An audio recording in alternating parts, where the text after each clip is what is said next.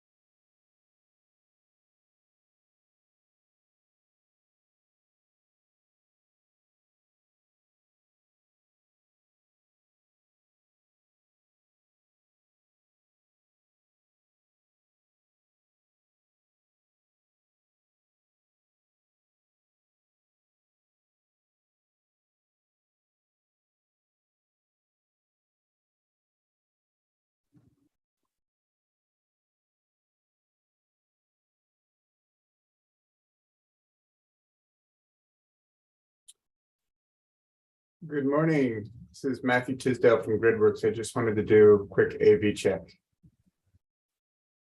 We can hear you, Matthew. Thank you. How about Amanda? We can hear Amanda too. Thank you. That would mean it's my turn then. It's Jeff here. We can, Jeff. Thank you. Thank you all. And in terms of our presentation, would you like for me to share my screen and the slides, or will you share them for us?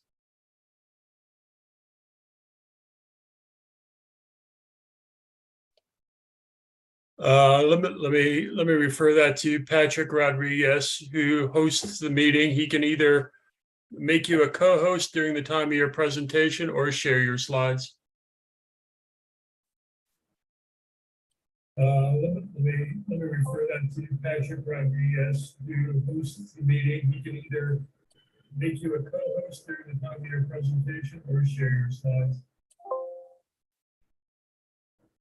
Your audio came across a little frazzled there, Patrick.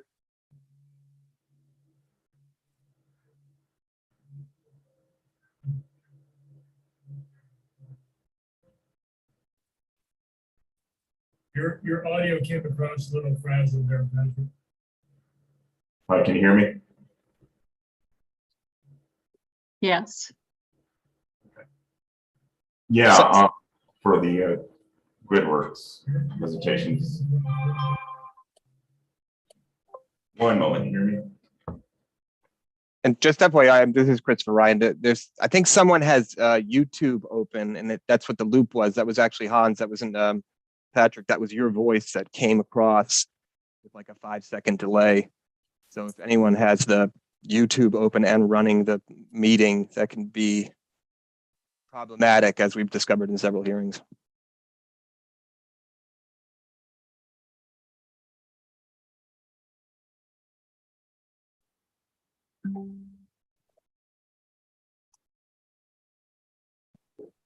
How about right now? Anyone? Can you guys hear me? Yep. Okay. Yes. Sorry. There was mention of our presentation to be shared.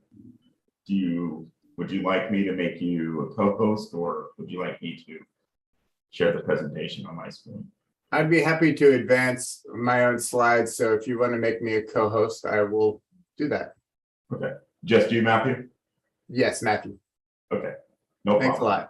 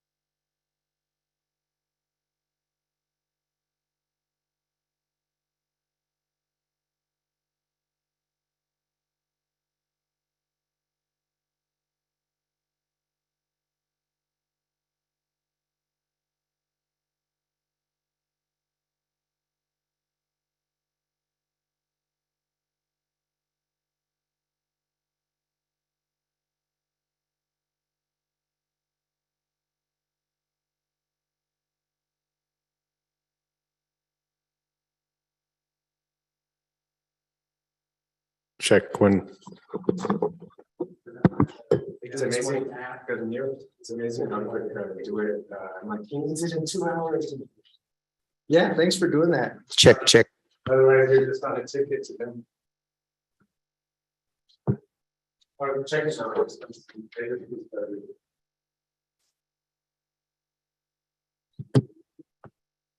Yeah, restores already.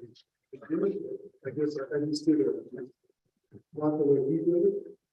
For once, I can restart it. Well, he did it. Cool. So you don't need this.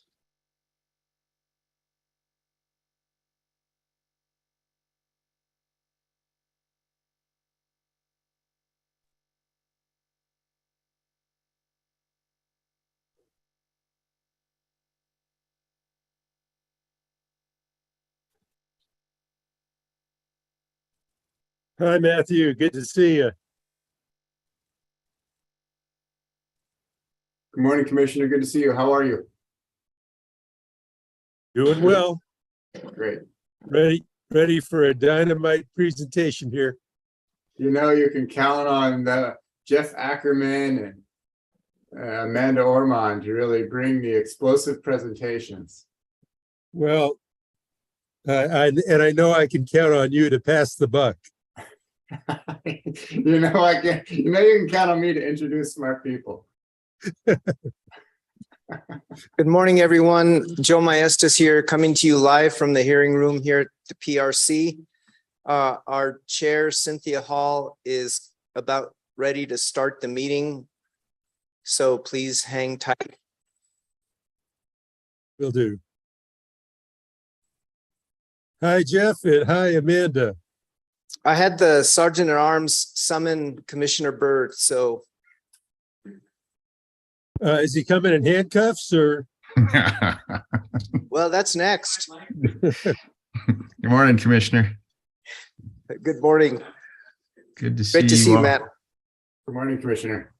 Thank Good you. to see Morning. Commissioner Fishman in rare form. No, that's like normal form. They're just saying, shut up, Fishman, get out of here, shut up.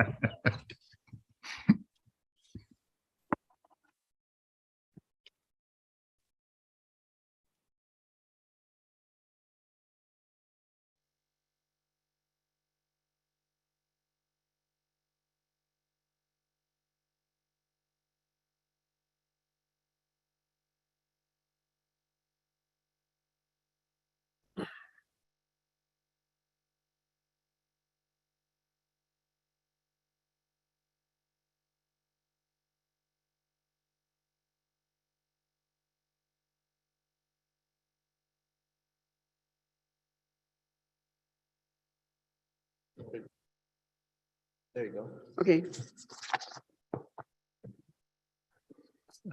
Good morning.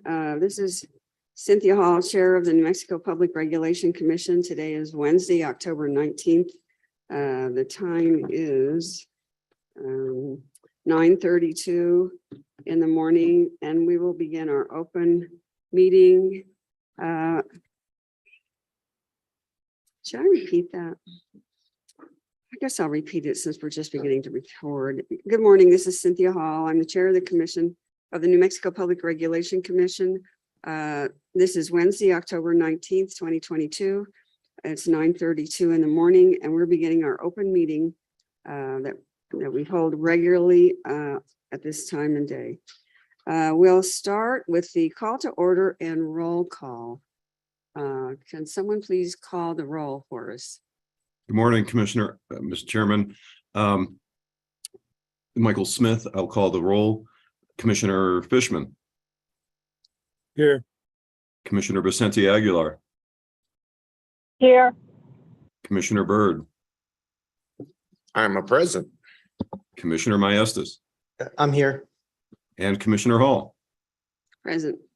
We have 5 commissioners present. That constitutes the entire commission and a quorum. Okay, thank you. Next we'll have the Pledge of Allegiance and the state pledge. Mr. Byrd, would you like to lead us today? Thank you very much. I pledge allegiance to the flag of the United States of America and to the republic for which it stands, one nation, under God, indivisible, with liberty and justice for all. I salute the flag of the state of New Mexico and the Zia symbol of perfect friendship among united cultures. Thank you very much.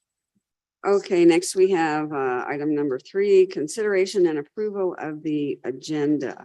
Do we have any changes or requests to make any changes? Yes. Commissioner Vice Chair, Ms. Maestas. Madam Chair, I realize we have an agenda item slated for closed session. And that is Roman numeral 9, item 6. And after reading through the documents, there are exceptions, but the exceptions seem very reasonable to me, and staff doesn't object to them. And so I was questioning the need to go into closed session for this particular case. I realize we've adopted an informal policy to go into closed session to hear presentations from hearing examiners regarding recommended decisions on the condition that they're contested and there are contested exceptions. But in this case, it doesn't seem to fall into that category. So I'm wondering if we really need to go into closed session. And so my proposed change is to change that from closed session to open session. Now we can vote on the change if you'd like. I don't know if that would be accepted as a friendly amendment, but I'm certainly willing to make a motion to adopt that as an amendment to the agenda. Thank you, Vice Chair. Are you making the motion now? Okay, yeah, if I'm not- no one's coming forward, but Well, I was going to suggest that we have, if you're interested, have general counsel explain why they put it on this way anyhow. okay. Can we do it now or? Yes, I can explain. Does everyone hear me? This is Judith Amer.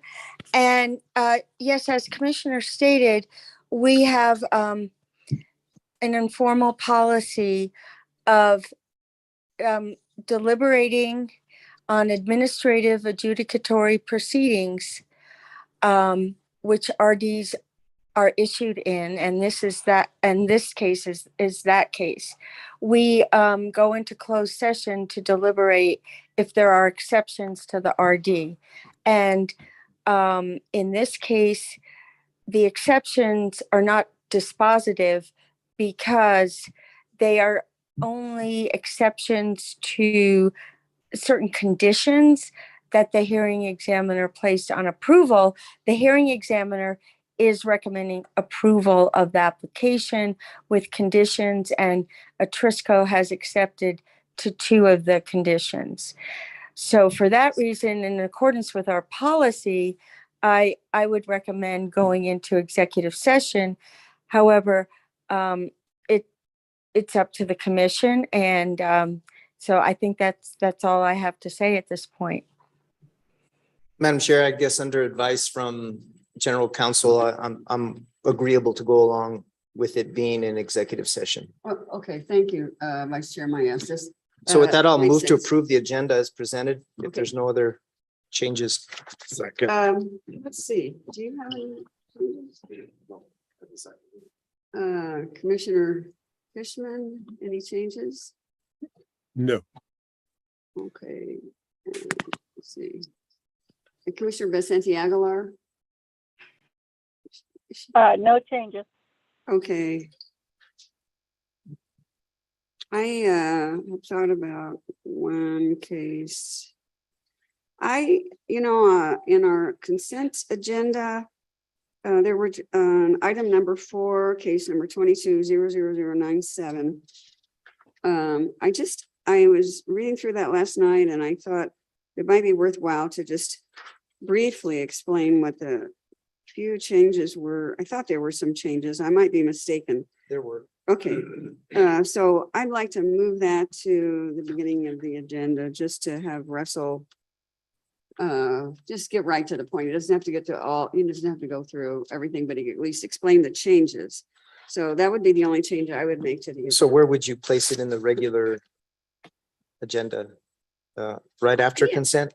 Yes, Okay. right after consent. All right, It should not take very long. okay. And let's see, one other change I thought we might do is have our executive closed session following our discussion of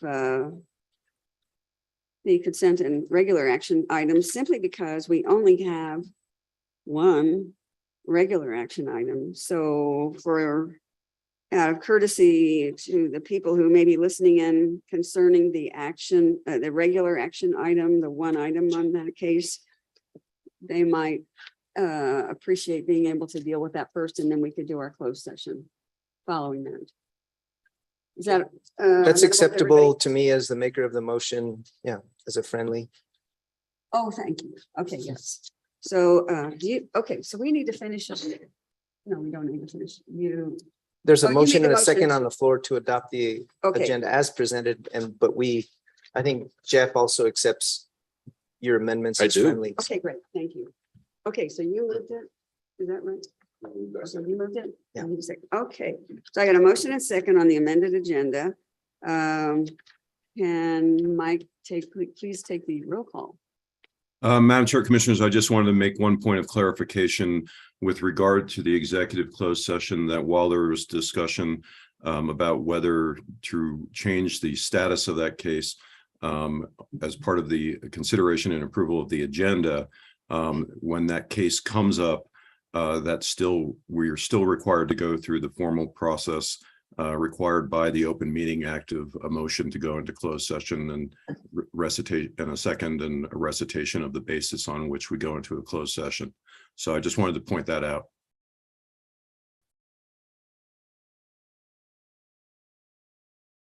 So if there are no questions of me on that point, I will take the roll. Commissioner Vicente Aguilar, Aye. Commissioner Byrd,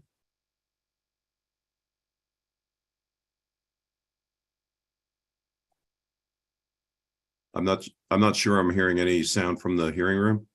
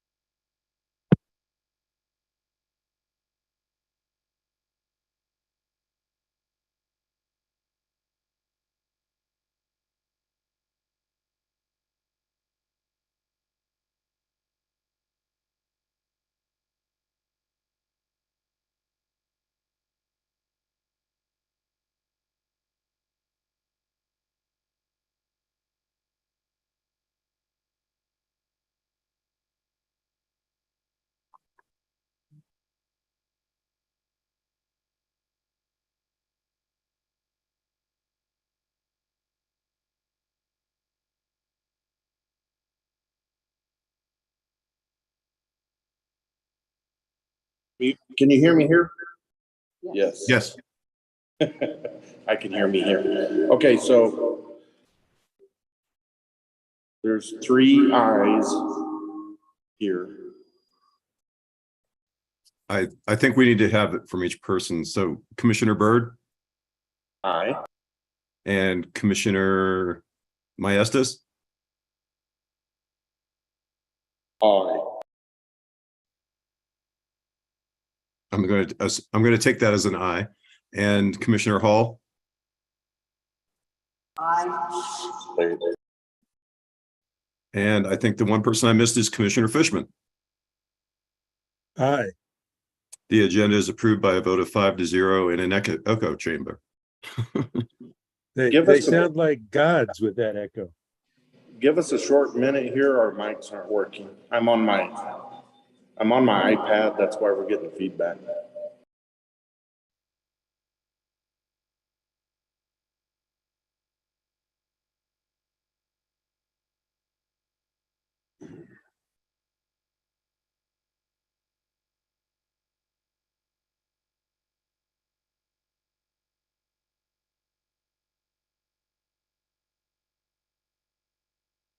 Nod, Commissioner Fishman. There it is. Okay. How do I turn on? I got mute, but I think Just turn it off. audio. Turn it off. It will always give feedback. Let's turn off audio. All right, I think we'll move on. Can we move on? now? We had to vote on the agenda, right? Yes. Yes. Okay, so now we're on item number Roman numeral 4, introduction of special guests. Do we have any special guests today? Madam Chairman, we have, I believe, Mayor Ravi Basker. Mayor Basker, are you on? I am. I just wanted to recognize the mayor. Did you want to say anything, Mayor? Mayor of Socorro. No, Madam Chair, so I'm sorry to interrupt you, Ravi. This is Hans Buller, Office of General Counsel. Before Mr. Basker or Gail Long, I have them currently scheduled for public comment. Before their comment, I believe Attorney Fisk just wanted to quickly address potential comments that may be made, as they may be relevant to matters that are currently pending before the commission. So if Russell, if you want to make your comments. yes, thanks, Hans. Good morning, Madam Chair and Commissioners.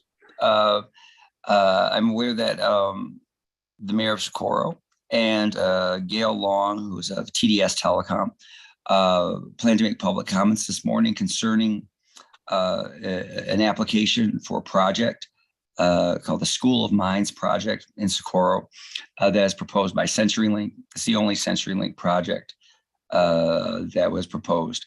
And that is okay. I recommend to the commission that they allow the public comment because neither TDS Telecom nor the city of Socorro are parties to the docket number 22-00097 UT, the broadband application docket.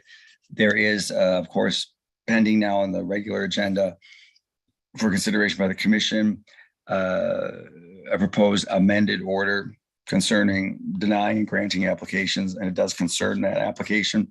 So I would just remind the commission not to consider comments made by Ms. Long or by the Mayor of Socorro for evidentiary purposes. As you will recall, the broadband program application docket is a little different. We don't consider it generally to be an adjudicatory docket, but I would like to remind the commission that any factual assertions that are made by either Ms. Long or the Mayor of Socorro should not be taken as evidence in this matter. That is it. Okay, thank you very much, Russell. We'll bear that in mind. So having said that, though, it's my understanding, Mayor Basker can still make comments, correct? I just want to say hello. Yes. I don't know who Okay. that was talking. I don't know who that was talking, but I won't do anything that'll step on your toes. Okay, fine. Thank you. Thank you All for right, having. so then, was that it for your comments, Mayor, or did you want to say anything else? Well, I'll wait till public comment if it's allowed, but if this is a docket item that you can't really use my comments for any evidentiary Correct. information, I'll be more than happy to desist. Okay, all right, well, I'm not hearing that we have any other special guests, so having recognized you as a special guest, Thank you. we'd like to move on to public comment section. So if you do have any comments, now is the time to make them, Mayor Basker. And you're quite welcome. You decided not to at this point? No, here I am. Okay. Again, I was under the impression that there might be some discussion about this CenturyLink and who have really done us no service in Socorro, and I would not give them right away to put their fiber in on School of Mines. So I don't take it as you will. But we have a company that's going to do the whole city, and we don't need CenturyLink putting their fingers into all this now. And I Okay. appreciate your my chance to say something, but whether it's evidentiary or not. I know, they're not even funded. But that other company's been not doing something for 2 The years. project he's concerned about is not funded. As I understand. So, well, Mayor Basker, you are free to make whatever comments you want to make. And if you're deciding not to, that's fine too. And I know you heard the admonition of General Counsel and we will comply with it, but nevertheless, you have a public audience as well. And so you are free to speak if you want to. That was it, Chairman. I appreciate the Okay. commissioner hearing Okay. my comments. All right, thank you very much. All right, we'll move on to, Madam Chair. yes. Han. I do have two other individuals, including Gail Long, who have signed up for public comment today. The other person, we still have two people to go. The other person who has signed up for public comment today is James Schichtel of EPE, and I believe Attorney Fisk also wanted to advise the commission as to the public comments made there. So we're not quite done with public comment yet. Okay, But since Gail Long, if she is on the call, I can't quite see the participants. I did want to give her the opportunity to make any comments regarding this. I'm not seeing a name. I'm here. Can you hear me? We can, Gail. Okay, thank you. Good morning. My name is Gail Long, and I just wanted to pass on what we think is some exciting information on the behalf of TDS Broadband Service. On Monday, October 17th, we broke ground and began the construction of a complete fiber network in Socorro. And once complete, that network upgrade will provide 2 gig symmetrical service along with our sophisticated TV products and a variety of phone options to roughly 5,300 addresses in Socorro. TDS is building this network on its own dime without any state or federal support. And so we just wanted to make you aware of this, and thank you for your time today. thank you very much, Ms. Long. I appreciate knowing that. Let's see, Hans, you said we have another, Mr. Schichtel. Yes, and I believe Attorney Fisk also wanted to address the commission on potential comments here as well. Okay, Yes, Madam Chair, Commissioners, I recommend against allowing Mr. Schichtel to make public comment. In an email sent this morning, he said that his comments would be addressing remarks made by the commission last week or by commissioners last week. Last week, the commission considered docket number 22-00020 UT, that is the community solar implementation docket, 22-00240 UT, which is SPS's related advice notice compliance filing docket, and 22-00243 UT, which is EPE's application for approval. It's advice notice. These are adjudicatory matters, and I really can't imagine that there could be a comment that could be made by any of the parties by any of the utilities that would not concern an adjudicatory matter that, as you know, remains before the commission. So I recommend allowing Mr. Schichtel to speak on those topics, and I believe that's his plan. okay, thank you, Russell. And if there are comments he wants to make on those cases, they could be filed in those dockets, correct, Mr. Fisk, Russell? Yes, absolutely, Madam Chair. Okay, well, and so, Mr. Schichtel, do you have any comments that do not pertain to those cases that you want to make that are not related to those active dockets? Good morning. Yes, Madam Chair, Commissioners. Can you hear me? Yes, but Yeah. I'd ask you if you're going to make comments to just be very careful not to comment on anything that's related to those docketed cases.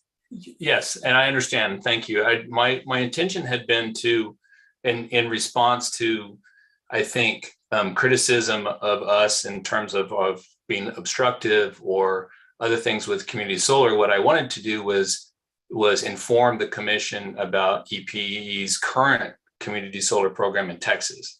And purely for purposes of substantiating our support for community solar generally. I won't make any comment about our applications or any of our advice notice or anything else in the community solar program in New Mexico. Okay, thank you very much, and please proceed. All right, thank you. So what I wanted to do was just to make sure you all were fully informed of where EPE was regarding community solar. We've had a community solar program in Texas since 2016. It's been extremely successful. It was fully subscribed. It's it started out as a 3 megawatt system. It was fully subscribed within a month or two of us opening the program. We've had a waiting list pretty much the entire time that we've had this program in effect in Texas. We've expanded the program by another 2 megawatts a couple of years ago. And now we're looking to potentially triple the size of the community solar program in Texas up to 15 megawatts.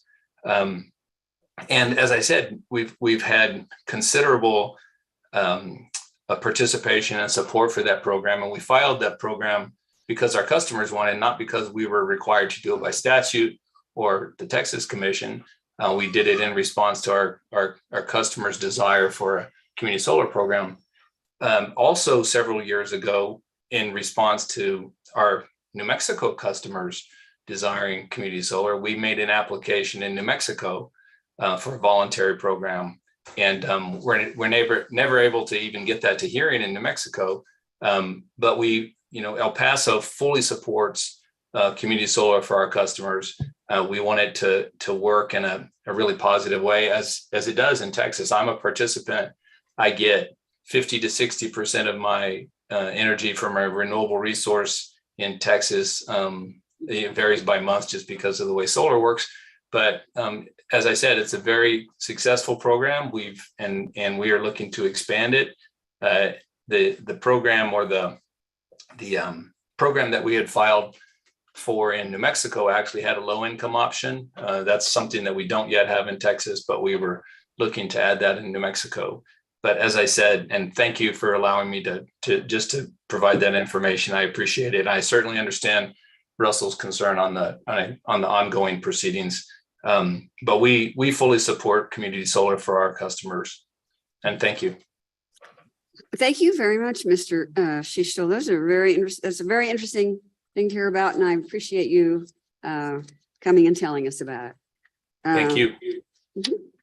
So let's move on to Roman numeral 6, consideration and approval of prior meeting minutes. And these would be the minutes of September 28th, 2022 open meeting. Does anybody on the commission have any changes or deletions or inclusions into these minutes? Hearing none, can I have a motion? Madam Chair, Yes, Commissioner Byrd. I will move the minutes of September 28th, 2022 open meeting into the record. Second. Thank you. Okay, I have a motion and a second. Can we have the roll call, please? Commissioner Byrd, Aye. Commissioner Maestas, Aye. Commissioner Hall, Aye. Commissioner Fishman, Aye. Commissioner Vicente Aguilar. Aye. We have 5 votes in favor. The minutes for the September 28th, 2022 open meeting are approved. Thank you, Michael. Okay, we'll go on to item number Roman numeral 7, called discussion. But what I believe this is a discussion presentation sort of thing by GridWorks, presentation on grid modernization for New Mexico. And the presenters are Amanda Ormond and Jeff Ackerman of GridWorks. And I'm really looking forward to this. And so GridWorks folks, please proceed. Are you with us? Thank you, Commissioner. This is Matthew Tisdale. Can you hear me clearly? If you could get a little closer to your microphone. Okay, how about now? Can you hear me clearly? Yes, that's better. Great, Yeah, we And don't I'm going seem to have to- such good audio in here. great. I'm going to share my screen. Okay, You can see our presentation. Are you able to Yes. see this presentation Yes. now? yes. Great. Love it when the AV works. Good morning, everyone. My name is Matthew Tisdale. I'm Executive Director of GridWorks. It's my pleasure to introduce the project and the presenters. GridWorks is a mission-driven organization. We are convinced that the decarbonization of our economy is within reach and more important than ever. Our mission is to convene, educate, and empower stakeholders working toward that end. We've been very pleased and privileged to partner with the PRC over the past 18 months toward that end, leading several task force and working groups on a number of different issues that are coming before you. And want to express gratitude for the opportunity to partner with you and contribute to your important work in that. What we're presenting today is a report that we released last month called Investing in a Modern Electric Grid for New Mexico. In a moment, Amanda Orman and Jeff Ackerman from our team are going to give you the good stuff within that report. It is my privilege and opportunity to start with the caveat. We want to point out that the conclusions and recommendations that are set forth in the paper represent the professional perspective of GridWorks, who maintains editorial independence in creating the report, and that the recommendations are informed by, but not representative of, participating stakeholders or the PRC itself. I want to acknowledge the team who led the work in creating this report. Deborah Shields from our team served as a project manager and kept us all running on time. Amanda Orman and Jeff Ackerman teamed up to be the lead facilitators and authors, and you're going to hear from them directly here momentarily. I also want to acknowledge Art O'Donnell, who has been with you all as a DOE fellow and who supported as a liaison between GridWorks and the PRC. I want to acknowledge Isaac Sullivan-Leshin, who contributed significantly through his logistical support. And we miss Isaac and want to acknowledge his contributions, as well as folks at MNERD, who were valuable contributors in terms of the material and editorial input. So with that, I'm going to turn over the floor to Amanda, who's going to lead you through the content of the report. Good morning, commissioners and staff at the PRC. Really nice to be with you today. Can you hear me okay? Yes, you're coming through loud and clear, Amanda. Thank you. Okay, great. Thank you. Nice to see you. Madam Chairman, thank you.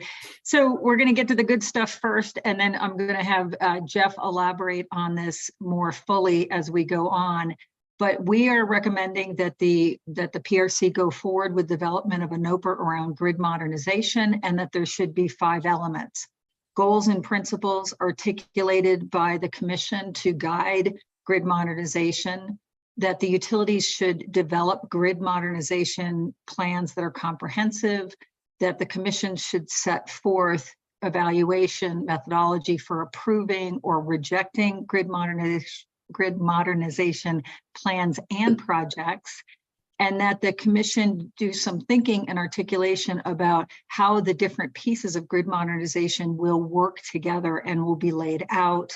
And then what is your expectation for revisiting grid modernization? You're on the very beginning of a long and complicated process, so revisiting the rules we think makes sense. Matthew, next, please. And as I said, Jeff's going to cover more of that in detail.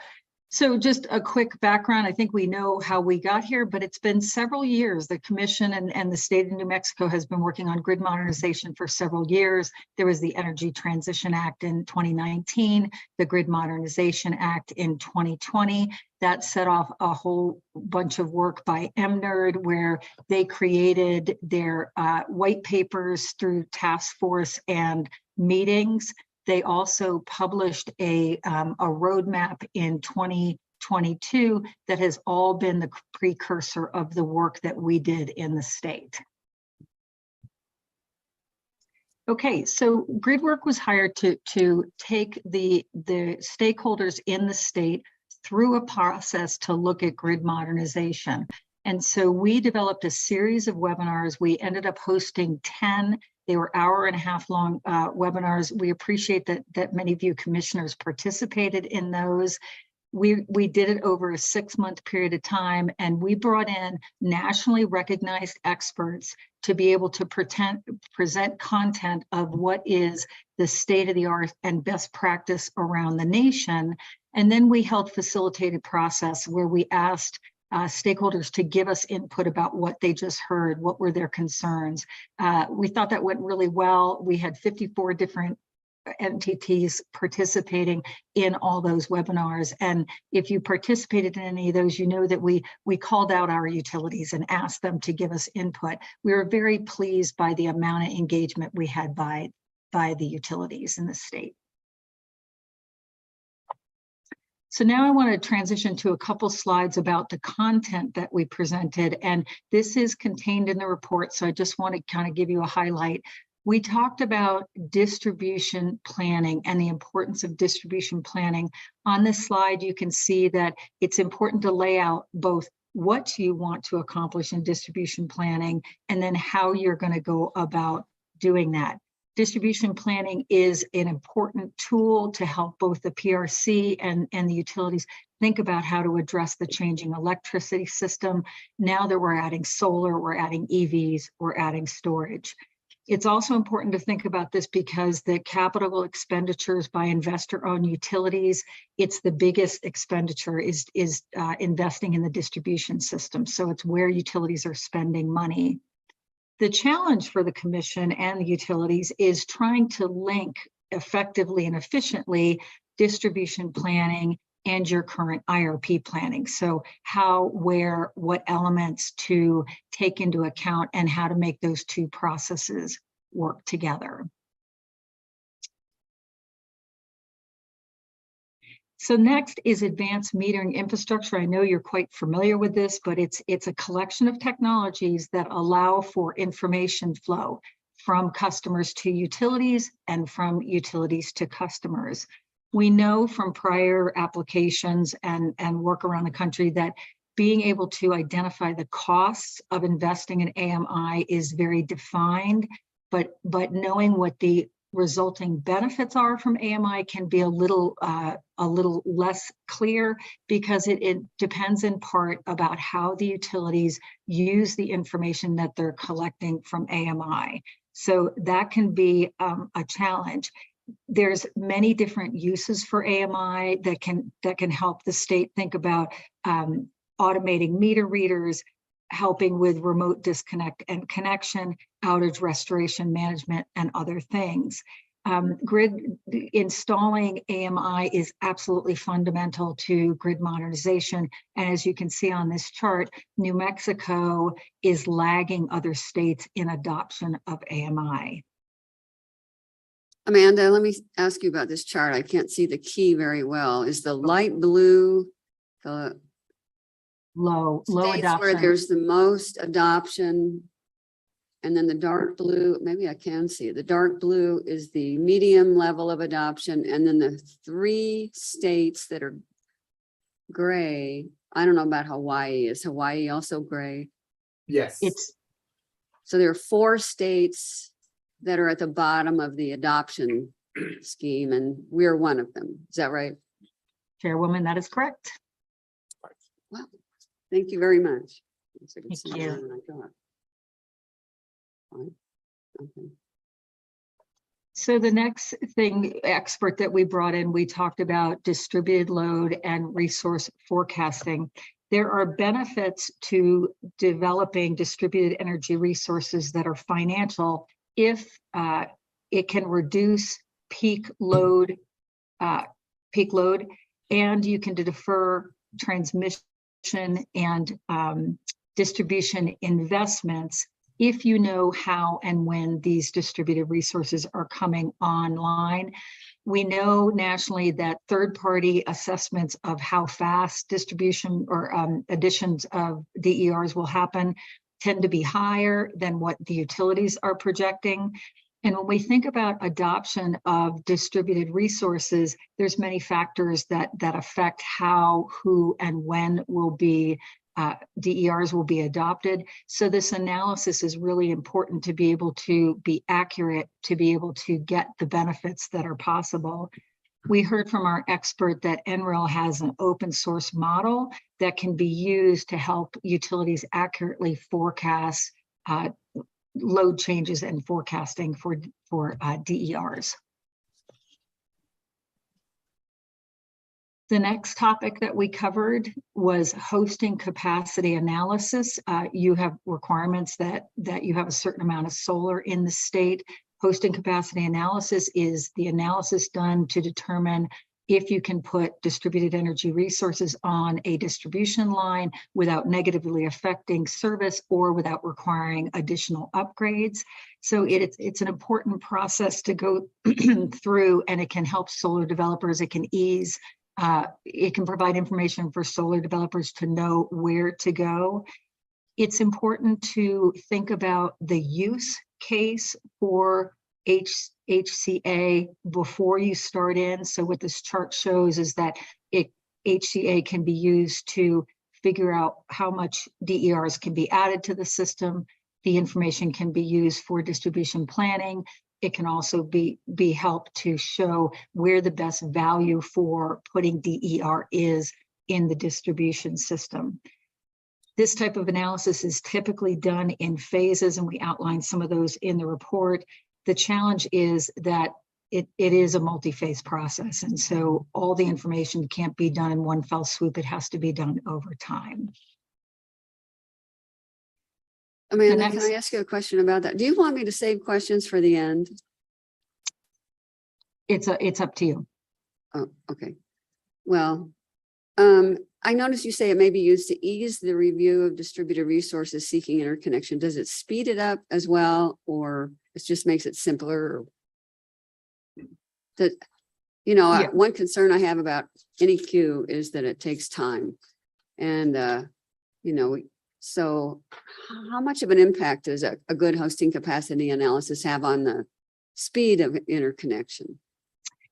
The purpose of Getting through the hosting queue. capacity analysis is to provide information to third-party users of the system. So if I'm a solar developer and I have the information that is circuit by circuit that says these circuits have available capacity to put solar on, that can, as a business, can help inform where I'm going to go make investments. So I can't say unequivocally it would speed the process of DER adoption, but that is the goal, is to simplify and make more information available for developers and others to be able to see where they can put systems on the distribution system. It also informs the utilities about where they have constraint and where they may need investment on the distribution system. Okay, thank you very much. And Amanda, if I may just add to that, where a project is located on a piece of the grid that the hosting capacity analysis shows ample capacity, it absolutely speeds the interconnection of resources in those places. Where the hosting capacity analysis shows that there is no hosting capacity, it does not speed interconnection. So it depends on where the project is, right? Right. Thank you, Matt. That's very clarifying. I mean, it's specific. Thank you very much. Okay. Great. Thank you. Next, Matthew. So our next topic that we covered Madam with Chair, Yes. this is Commissioner Fishman. I had a follow-up question. And that has to do with security in providing this information to potential vendors. Are there any security, national security or grid security issues that we should be aware of? Commissioner Fishman, there are protocols that are recommended because you don't want personal information getting out. There certainly are cybersecurity concerns. I think because this has been done in so many places, there's many best practices for the New Mexico Commission to be able to follow. Okay, thank you. So I have a follow-on question on that too. You say it's been done in so many places. Can you give me a idea? I assume you're talking about states. Is it hosting capacity been done or is in the process in a lot of states? What do you, is that what you're saying? And by individual utilities, I'm going to throw that back to Matthew to see if he can point out some of the best he knows. Okay. Sure. Hosting capacity analysis has been performed. Last time, I'll resist the urge to provide a number, but in most in many large states, it's been implemented. California, Oregon, Colorado, Minnesota, New York. I believe it's going on now in Illinois. So we can get you a more comprehensive list of where it's been implemented. The IREC organization does a good job of tracking that nationwide. I don't have the numbers at my fingertips, but it's pretty well widespread at this point, Commissioner. Great. Thank you very much. Now that you mentioned it, I remember seeing some listing in an IREC document, but it was probably a couple of years old. So if you have a current list, that'd be great. Sure. Matt. Okay. Sorry for the interruptions, guys. Please. No problem. It's welcome. Welcome. The questions are welcome. This is for your benefit. Okay. Okay, Matthew, next, please. Wait, did we do this slide? Oh, I'm sorry. He did slip. Yeah, thank you. I interrupted. Yeah. Okay, yeah, non-wire solutions. So as the name portends, these are technologies or distributed energy resources that can be implemented in place of distribution or transmission upgrades. And you want to do these if they're less expensive than doing the distribution or transmission upgrades. There are steps in the report that we outline about how to assess and look at non-wire solutions. One of the things that we find is that if there's a disincentive for utilities to move this direction, because as you know, they make their profit over on investment. And if the investment is less for a non-wire solution, then the commission may need to consider incentives to have utilities do evaluations and try to look for these opportunities to not invest in wires. And the analysis for this, there have not been a huge number of projects done throughout the country, but what we've seen is that when there have been projects that have been able to avoid transmission or distribution, many times the savings are quite large. The commission needs to think about, when you have so many pieces of grid modernization, is this one of the ones that you want to delve into, or might this be one that you want to look at sometime in the future? Madam Chair? Yes, Commissioner Fishman. It seems to me, my recollection is that at FERC's new proposed rule for interconnection requires some of this kind of study for new interconnection projects. Am I correct in that understanding? And if you know, do you know how extensive that proposed requirement is? I'm going to ask Matthew if he knows. I'm not familiar enough with the NOPR to know. Yeah, Commissioner, I'm not sure. I'd have to check that out. If that NOPR is making that requirement, it's probably related to transmission level infrastructure. Correct. I want to point out that we're mostly talking about distribution level infrastructure here. There can be some overlap at the substation level, like the famous Brooklyn, Queens substation that was avoided through non-wire alternatives and distributed resources deployed. But we're focused here more on pieces of distribution infrastructure and deferring those investments downstream from the transmission level. And if I can interject quickly too, Commissioners, some of this may also be weaving into the new Investment Recovery Act and the funds, grants and loans available there make some reference to requirements upon commissions, but we can track that down and give you more detail. Thank you. Thank you, Mr. Ackerman. Okay, well, this is a very interesting slide. Thank you, Amanda, and thank you, Steve, for the questions. I'm familiar with the docket that relates to large generator interconnection plans. So I think what we're being told makes sense to me, that this FERC would probably be dealing with the transmission level rather than the distribution level, but nevertheless, that doesn't mean that we shouldn't, examine this relationship that we're looking at here as well. So anyhow, I appreciate that question, Mr. Fishman, but I'll be quiet and let Amanda proceed. Great, thank you, Madam Chair. Next one, please. So an exciting topic everyone loves, transportation electrification. In New Mexico, EV sales grew by 164% in 2021. So what we're seeing is that electric vehicle penetrations are following kind of a non-traditional pace of adoption, which is affecting the distribution system. There are win-wins for both customers and the utilities in electric vehicle adoption if charging is done properly. If charging can be done on non-peak hours, then utilities can get more revenues, more sales of kilowatts, while not having to further invest in the system. So that can be a win-win. Trying to figure out when, how, who is adopting electric vehicles is a challenge. So looking at studies and studying through scenarios and sensitivities can be an important way to try to accurately predict EV adoption. There are fleets might have mandates to adopt EVs. There may be public mandates from the states.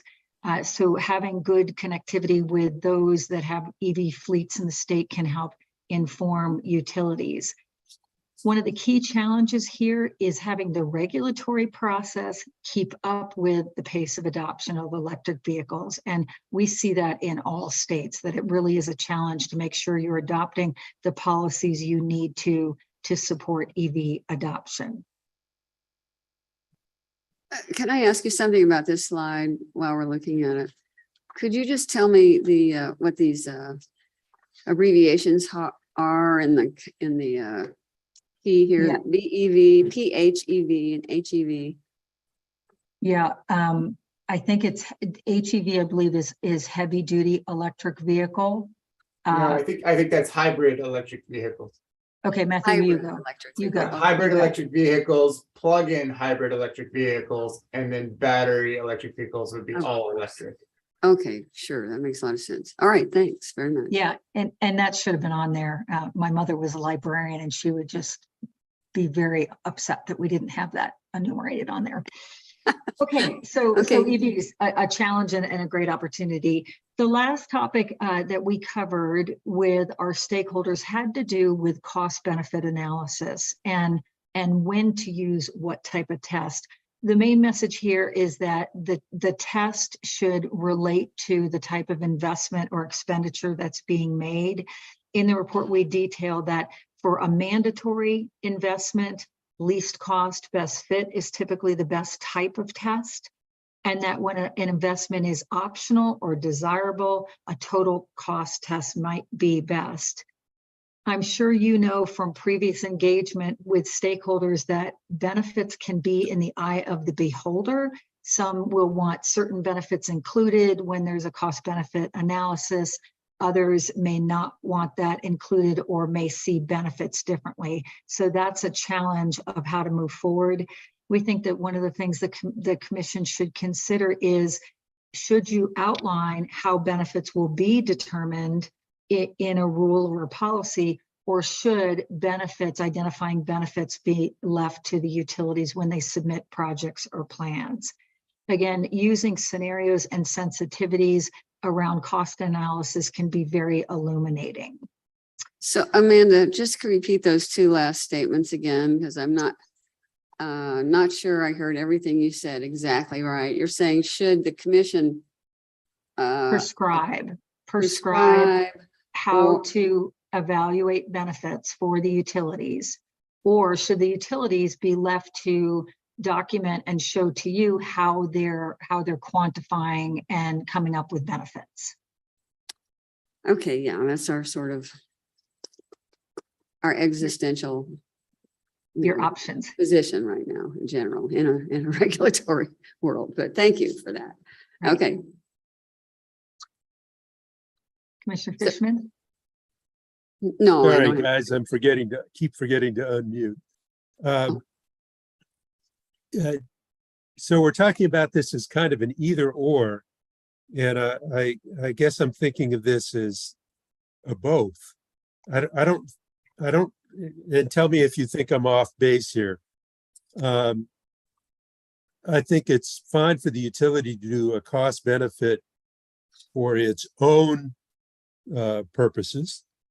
I don't necessarily think the utility should be doing a cost benefit from a public policy perspective, looking at the bigger picture, and that maybe that's more up to the commission to do. Does that make any sense to you? What I'm saying Yes. there, or am I just blowing a lot of smoke, complicating it?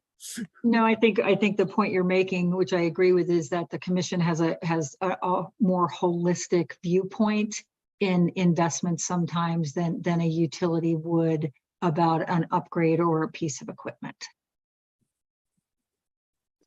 So that as we go forward and do a grid mod rule, that might be something we would consider. And if I may add in, if I can add in on that as well, Commissioner and Amanda, another key point of what was learned in this workshop was the realization that the commission should take the lead in choosing which test applies when. That's very clear. And that the test you use should reflect whether the cost that's being discussed is sort of a mandatory cost, and thus it's how to make it the least cost best fit, but knowing you must incur a cost, or whether it's an optional cost, in which case you want to understand what are your options for approaching that. That's the gist of that. And we're happy to share more detail, but I think that's the key takeaway is matching cost tests to circumstances, using more than one cost test as well. And then to your point, I think cost tests often start with the applicant showing you what the applicant thinks are the applicable costs and benefits, but then it's up to the commission and other parties who are allowed to intervene to then embellish and build the complete cost test upon which you will ultimately deliberate and make a decision. Thanks, Jeff. So I am going to hand it over to Jeff. Those were the key topics that we covered in the workshop. So they are the things we're putting before the commission as items or tasks, bucket areas to consider. So Jeff's now going to take you through some of the rule development components and regulatory. Excellent. Thanks, Amanda. Commissioners, what I want to do with you now is take you back to the slide Amanda shared before. We're going to talk through this general recommendation coming to you from GridWorks and then the 5 subparts, so you understand what exactly it is we are recommending you take action upon and why. The high level gist here is that it starts from an understanding that GridWorks has gained from this process that the commission has explicit statutory authority upon which to act, and informed then by what we learned through the series of webinars and through your colleagues at MNERD and the work they've done on the roadmap and the white papers, that you are in a position and should issue a notice of proposed rulemaking. And in that notice of proposed rulemaking, there are 5 things we want you to consider that our recommendations are. And I'll go through these here now, and then we'll provide a slide on each. And that is that first off, it starts with that high level that a proposed rule, the rule itself helps you articulate very clearly out to the public as a signal and as a leadership role what the goals and principles are upon which all this will be built. It's important to not miss that step because everything will tie back to that as a touchstone. It's also important to realize that this is the heart of sort of comprehensive or modern regulation of utilities, is to build a planning framework that, rather than just deal with these as applications, that a planning framework gives you is critical for efficiently engaging the utility and looking at these things in a more comprehensive way.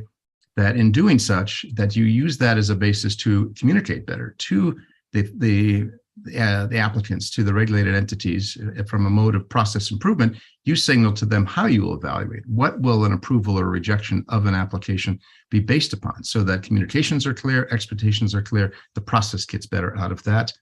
Fourth, that this helps you kind of make these key decisions in terms of taking charge of the multiple activities that are coming before you. It gives you a increasingly a better structured framework to respond to the complexity. It was mentioned earlier, you have activity going on in other spaces, interconnection, vehicle electrification, and beneficial electrification. All these things are going to have a bearing upon how the PRC functions. And this gives you a step in that direction to help bring that together, so that you're looking at this from a policy and decision-making point of view. Lastly, in the world of management, continuous improvement is to say, you go into this realizing that you don't wait for it to be perfect, but you build a good rule and a good process, and then you commit to reviewing that some years down the road. That's the key 5 overall recommendations. Matthew, to the next slide. Because what is critical here is to realize this is a significant, big undertaking, and that this is what we see New Mexico needs and what is called for. That first off, by starting and looking at and articulating goals and principles, what you get to do here and what is important is you first articulate the policy level implementation and the vision for how you're going to implement policy in this investment in the future. Then a little more discreetly, you look at your regulatory vision of how you, as the folks that are the lead regulatory entity, are going to do your coordination and what you mean by that. And then third, you now speak to the regulated entities in particular. They want to understand what the process is so that they can count on it and incorporate it into their management and business practices. So that predictability of how this process will work, and then what is expected in that process from the applicant and from the PRC. And then the flexibility that we heard from folks as well. And for you to discern what it means to provide flexibility, but to give clear expectations and outcomes, but allow the folks who know their territories better than anyone else to at least bring forth a proposal of how they achieve the outcomes you're expressing to them that reflect their particular circumstances. So that is sort of the gist of where we see that you start this process by spending time articulating those goals and principles. To the next slide, please. To this point about planning, and a key thing here, and to what Chair Hall was speaking to about what are other states that are ahead of you learning and doing, this is a great opportunity to take advantage of what other states are doing and learn from them and let them stumble a bit so you can move a little faster. The key thing being that by bringing in the concept of a grid modernization plan, that what you do here is you focus on planning. That allows you to focus on both all the components that the statutes are calling for in the definition of grid modernization, but you also immediately get to look not just at those components as applications, but how they interact with each other. That's the essence of what a plan is all about. And then the first step in this improved process is that you create these plans and that you move toward a comprehensive effort, even if it means taking a pause and looking at applications. And we'll talk about that in a minute. But that clearly then inside of a plan and inside of the rule that it articulates the plan is that you provide for that the plan gives you, by directing what you want of the applicant, shows you what they propose as a sequence and a timetable for how they are going to bring about grid modernization in their jurisdiction. Then you now have a framework upon which both to work with them, see if you like how priorities are being set, whether you and makes priorities be put on the table before you talk about specific applications, and a timing, and see if you're comfortable with the timing that's being proposed as well with the utilities. As you have that plan in place then, and you approve a plan, what that also does is it puts the heavier deliberative and decision-making work into the plan, so that when applications come forth, the applications as they reflect the plan become relatively more straightforward and simple procedural methods that say, okay, as approved in the plan, we said we would implement this particular technology in this way, in this sequence. And as they do that, and as it conforms with the plan, should yield you smoother application, deliberation or proceedings as well. To the next slide then, please. Going more detail into what you want in a plan and what you want to articulate in a rule about a plan, you have great support by looking at what the 2020 statute gave you in terms of 8 criteria here as to what the state of New Mexico sees as a grid modernization process or the elements of grid modernization. It's upon you and your staff now to look at how you take those top 8 criteria and bring those into language inside of your NOPR and say, this is how you will be evaluating what comes forth in a plan. The last item that's starred at the bottom is not specifically articulated in HB 233, but is what we were just speaking about, Commissioner Fishman and others from Amanda's presentation regarding that slide on cost evaluation.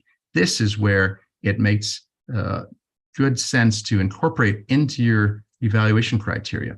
What is the expectations of the PRC regarding which cost evaluation method should be used, matched to what costs we're talking about, when to use a least cost best fit for mandatory costs, when to use a total resource cost test, when to use other iterations of such, and why. And thus that is a key piece that also comes out of your NOPR, is taking the lead on saying these are the types of cost evaluation methods at a minimum we are going to use, and put that out there for the public to respond in your NOPR first.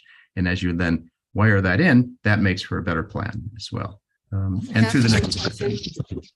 Jeff, I have a question. Yes.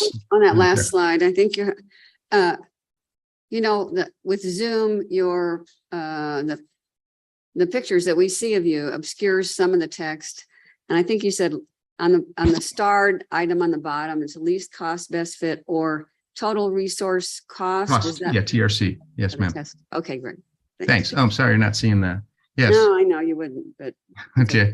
Yes, those are the 2 most common tests. That's what came forth in the webinar, is added into the record of our interactions with the public. Those are the 2 leading tests, and what we want to signal to you as the place to incorporate how you best apply those to what you're trying to achieve in New Mexico. Thanks. And then to the next piece then, if we could.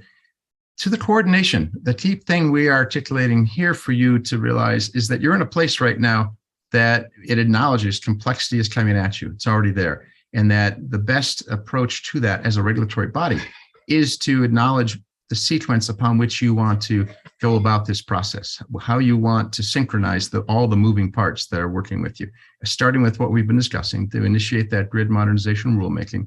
Then that allows you, at the same time, you have work that cannot be stopped that's in front of you. You should continue on that work that is obviously in this same lane of things related to grid modernization. Item 3 is the one to give the most thought to, in my opinion, is that to consider suspending actual other applications until you get your full framework of a rule in front of you. Because if you try to both deal with applications while building the frame of grid modernization, it's going to potentially be overwhelming. So it's on you to consider process management and control, to take a pause on actual applications related to grid mod until you get this rule in place. And then upon that, Jeff, let me ask you a question on that. Mm-hmm. So you're saying we're the agency, and you're saying we, the agency, should tell the utilities that they should cease processing interconnections until we get our rule done? Not at all. Not interconnections. Interconnections is part of their business process. I don't believe interconnections have to come to you for approval. I'm saying to the degree you go back to what is now the 10 or 11 components of grid modernization as set forth by statute.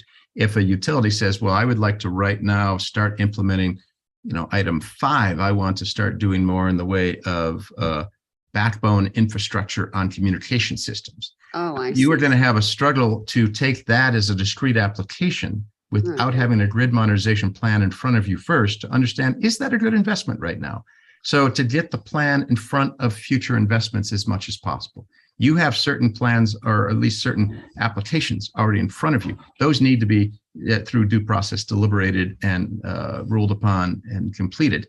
But unless there are emergency situations, to take a short pause, as long as it takes to get your rules in place, and then to start the grid planning process, because you are otherwise going to be both dealing with component parts that have no plan around them while also trying to entertain a plan and engage utilities in a plan and decide a plan that will shape future applications. It is a cart and horse, chicken and egg, whatever metaphor you wish to use. But to the degree your legal counsel allows you to take and suspend for a period of time those other applications until you have plans in place, that to seriously consider what that does to improve your process and improve the outcomes of grid modernization. That's the message that we're trying to convey to you here. If that makes sense. Yeah. And then from there, to the next point is that all of this is, even although a sizable and first step into the world of grid modernization, it just sets the foundation for what comes next some year or a couple of years from now. And this is where the proceedings start to intersect with each other positively.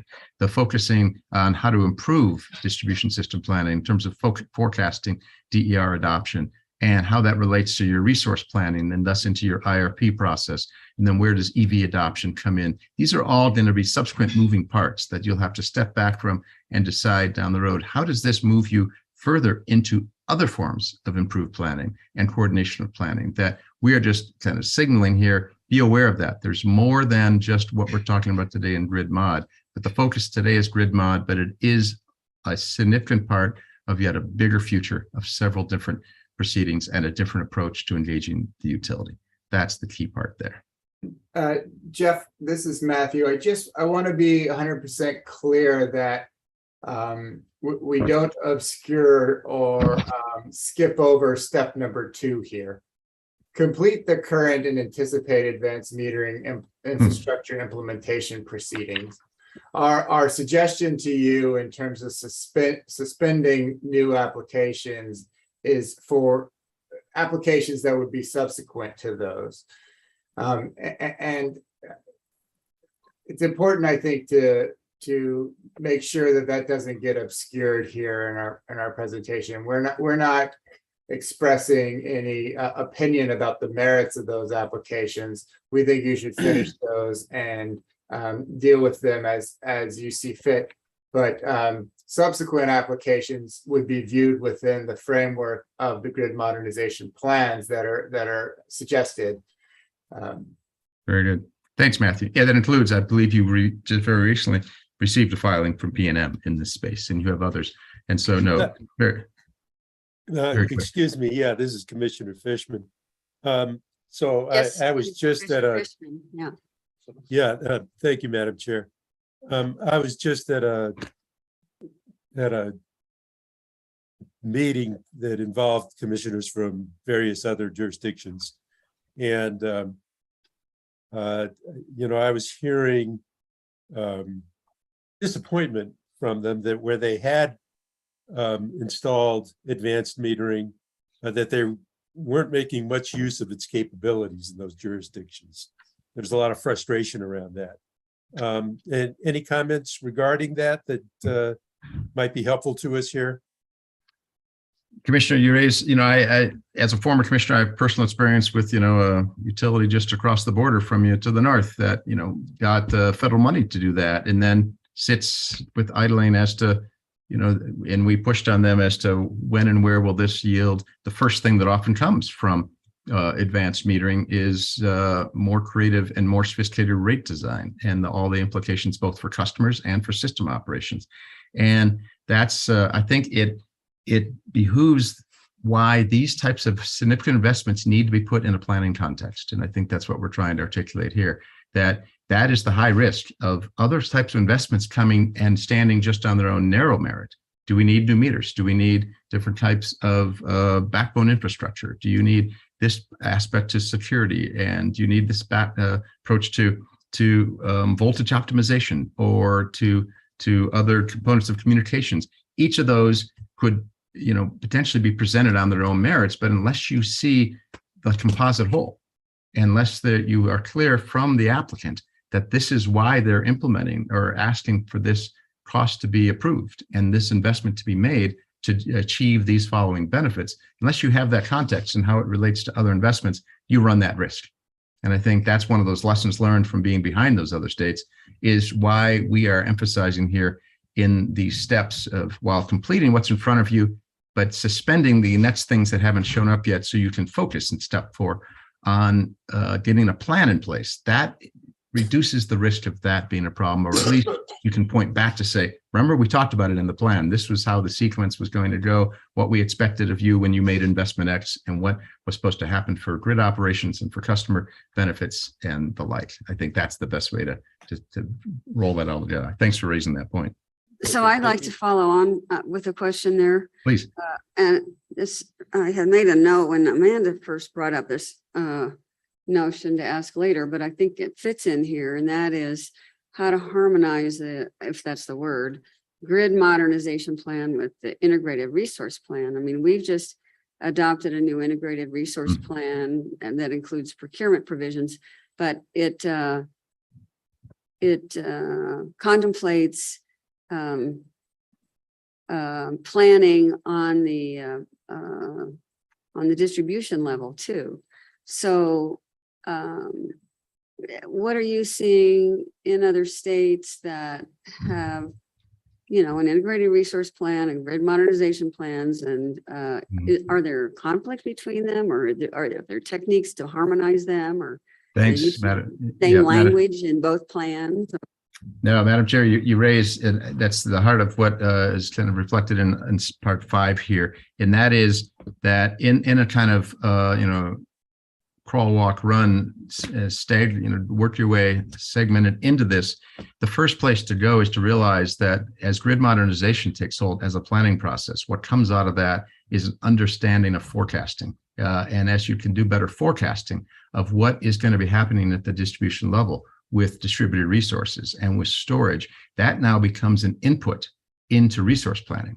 It's the same way in, I would say, best practice states. Over the years, demand side management stood on its own as a process, but demand side management became an input on either the supply or demand side, wherever you wanted to put it into formula, plus on one and minus on the other, into resource planning, into load forecasting.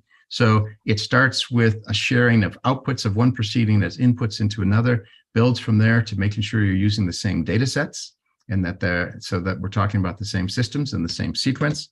And there becomes that interactivity at that place that it informs the IRP. I think, like in many states, you anchor this in the resource planning because that's where the most history and understanding is, but you build off of that and say, what are the expectations of grid mod? And as you move more into distribution system planning more holistically, and what we talked about before with hosting capacity and forecasting and the like, that process yields outputs that become inputs into resource planning.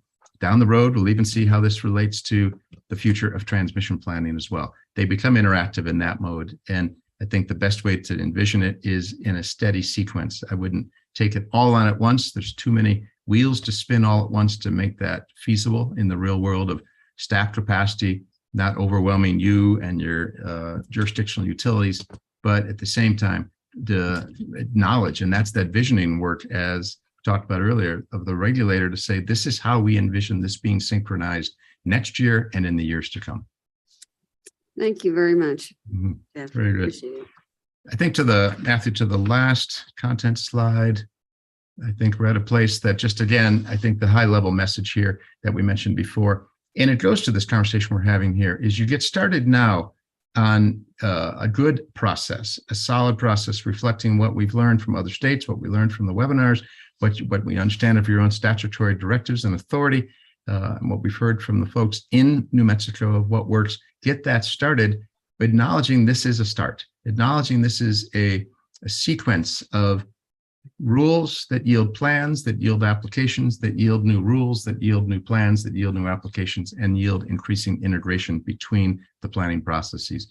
Always recognizing too, and this is what the NARUC-NASIO task force that I was co-chairing a few years ago was understanding, is it's not just to overburden you with too many planning processes, but is to revisit the value of these planning processes being much more integrated, to really emphasize what did it mean when we first called these integrated resource plans, and what else should be integrated into those plans. But recognizing you'll learn as you go, and each learning yields the opportunity to look at what needs to change in your process, and thus what needs to change in your rules, and then how you proceed from there. And with that, Matthew, I think that brings us to conclude the actual formal presentation. The dialogue's been great throughout here, but I think the last slide is just to continue our opportunity for communication or Q&A and what else you would like to know from what we presented to you and to the report that's already been released. Thank you very much. That was a marvelous presentation, and I appreciate you indulging us asking questions as we go. Commissioners, does anybody have any more questions for GridWorks?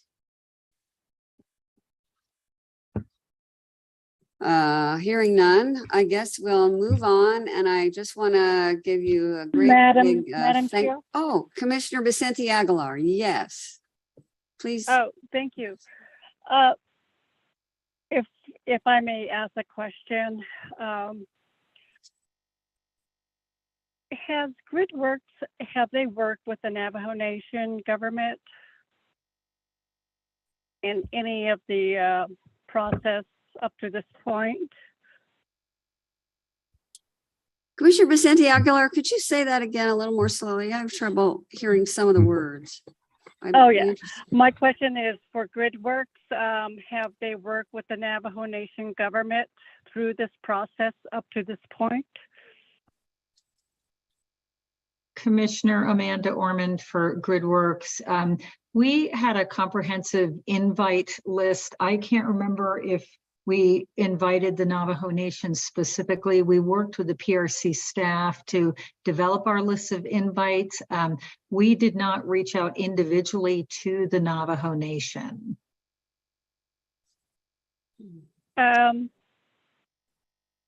Is your committee, do they understand the cultural etiquette? Commissioner, I live in Arizona. I live in Flagstaff, Arizona. I actually deal with the Navajo Nation quite a bit, and the Hopi Nation as well. And I know it's challenging to engage the Navajo Nation sometimes in regulatory processes and stakeholder processes. But if there's special outreach you'd like us to do, we can do that. Did you receive any permission to utilize Shiprock on your handout to use that photo for GridWorks in New Mexico? Oh, I follow. Commissioner, I'm going to throw it to Matthew Tisdale. No, I'm sorry. I don't think we received any specific permission to use that image. And if there is a challenge with that, we would be happy to work to resolve it. Oh, yes, if you can please seek permission, and then when you get the approval, if you can send me a copy, that way everything will be good to go. Thank you so much, Madam Chair. Thank you for calling that to our attention. Thank you, Commissioner Vicente Aguilar. Any other questions by any other commissioners? Okay, hearing none, we'll move on. Thank you. Thank you very much. Thank you very Pleasure to be with much, you. folks. It was an excellent presentation. And I will- we'll sign Okay, off. so we're now at Roman numeral 8, consent action items. And we have, let's see, and Mike, can you read out the captions, please? Yes, Madam Chairman. The consent action items on the agenda today are transportation matters, are case 22-00247 TRM in the matter of the application of the County of Otero for reissuance of certificate number 12432 to provide ambulance service and lease of authority to American Medical Response Service, Inc. That's a potential order on the application and lease. Case 22-00249 TRM in the matter of the application of the City of Deming, DBA Deming Fire / EMS Department for reissuance of certificate number 12624 to provide ambulance service. That's a potential order on that application. Moving to utility matters. The cases are case 22-00101 UT in the matter of the joint application for location approval of the Corona Wind North project and for right-of-way width approval pursuant to the Public Utility Act, NMSA 1978, sections 62.9.3 and 62.9.3.2.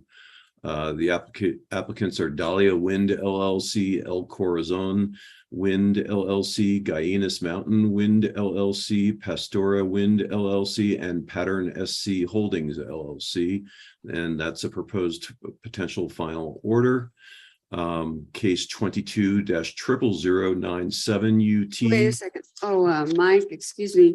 That's the matter that you're talking about 22-00097. Oh, I was just getting to that one, but you're right. 2297 has been removed to the regular action agenda, so I will skip that. Thank you. So the next case would be case 21-001, excuse me.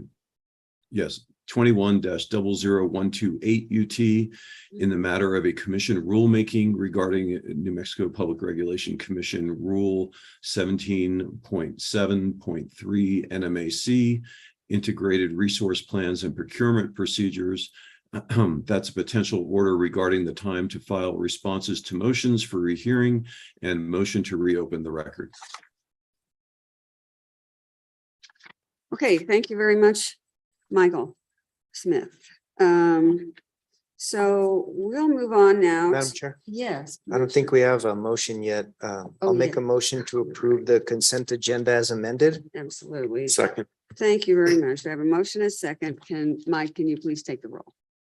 Commissioner Vicente Aguilar, Aye. Commissioner Fishman, Aye. Commissioner Byrd, Aye. Commissioner Hall, Aye. and Commissioner Maestas. Aye. The consent action agenda is approved by a vote of 5-0. Thank you, Mike. Now we'll move on to the regular action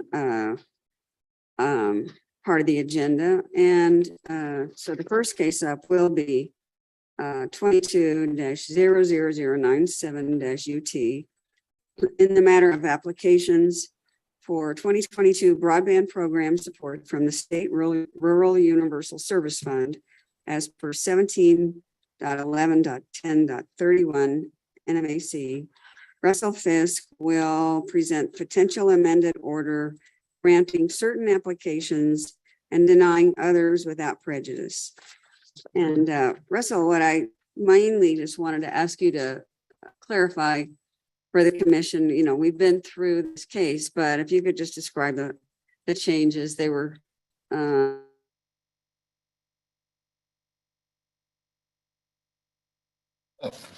Chair, you trailed off, but I think I can go ahead because I understand where you're going with that. Commissioners, can you hear me? Yes. I think we may have lost Madam Chair. Or I can't. Okay, she's muted. Okay. All right, I'll go ahead. Madam Chair, Commissioners, as you will recall, last week, the Commission issued an order granting certain applications and denying others without prejudice.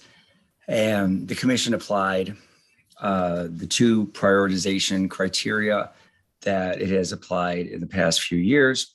First, prioritizing proposed projects that would serve areas that are unserved by broadband as defined in the Commission's rule over proposed projects that would serve areas underserved by broadband.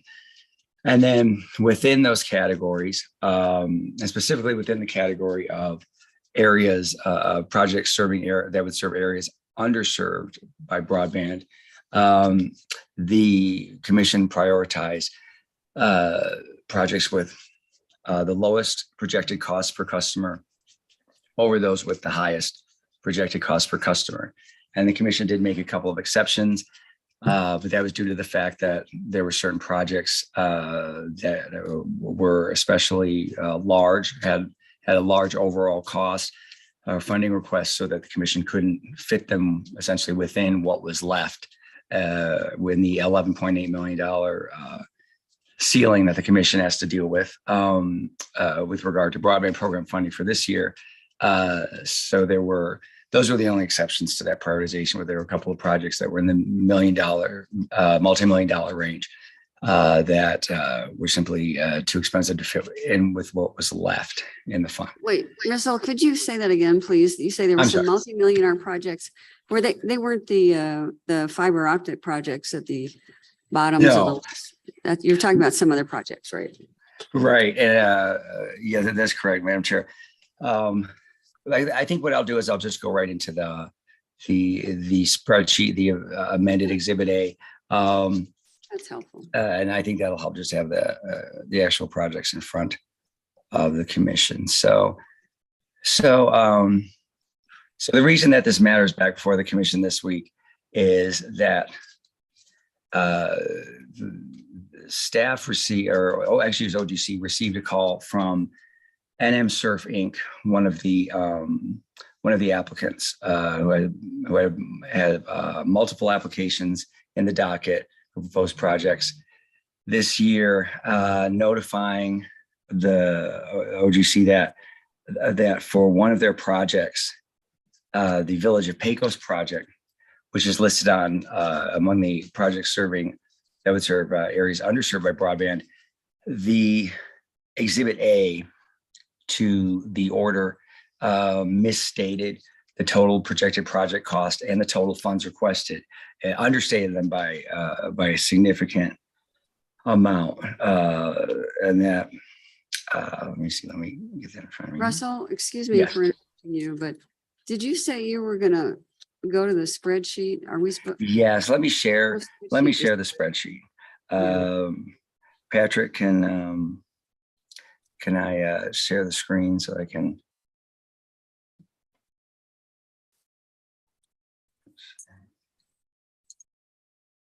Give me 1 second, Russ. So Patrick has Okay. been having some Zoom difficulties. So let me, give me 1 second and I'll share that with everybody. Okay, but I'll just go ahead and say, so the error that was, NMPRC was correct, and this was verified with staff of the Telecommunications Commission. The spreadsheet that was prepared by staff and provided to the commission in August, before the presentation by staff of all of the applications, did contain that error.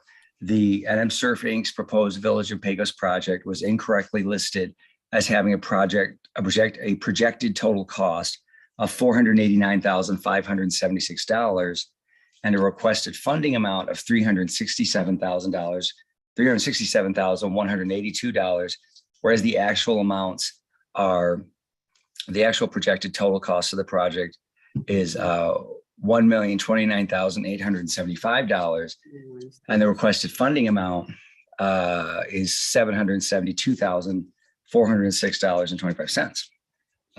So staff did confirm that was an error in the original spreadsheet, and I had used that spreadsheet to create Exhibit A to last week's order. Correcting that amount changes what's available.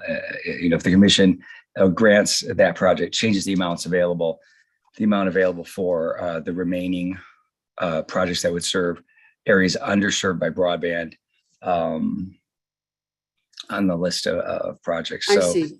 So Russell, let me, if I could just paraphrase. So since that yes. project ended up being more expensive than we originally thought, it bumped off some of the projects farther down the list that were less expensive, or more expensive, that is. So is that the one, somebody's circling this? I don't know if that's you. Let's see. I actually am not. Okay, I think Hans. Okay, Hans has put it up there. Thanks, Hans. Okay, so let me. So is that your point that correcting Yes. the price on this one case upstream, basically, on the list, bumped off a project or two farther down? Yes, and I can, Madam Chair, absolutely correct that I can describe that now for you. Hans, would you scroll up a bit to the top of Okay, scroll up a little bit more. This is the list of, okay, good. That's good. Scroll down, please. Okay, right there, just stop right there. So you see this in the green line, unserved amount total. This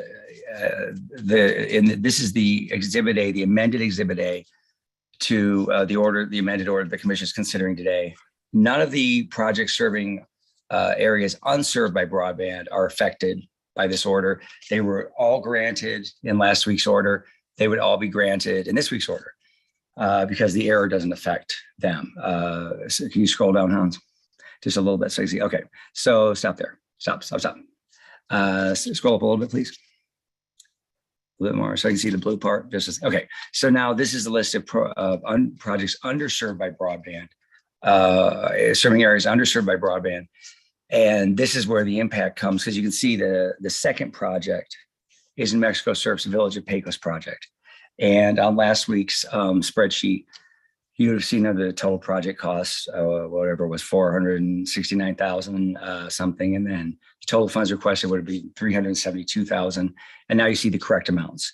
It's a little over $1 million in total projected cost and 757,000 in the funding.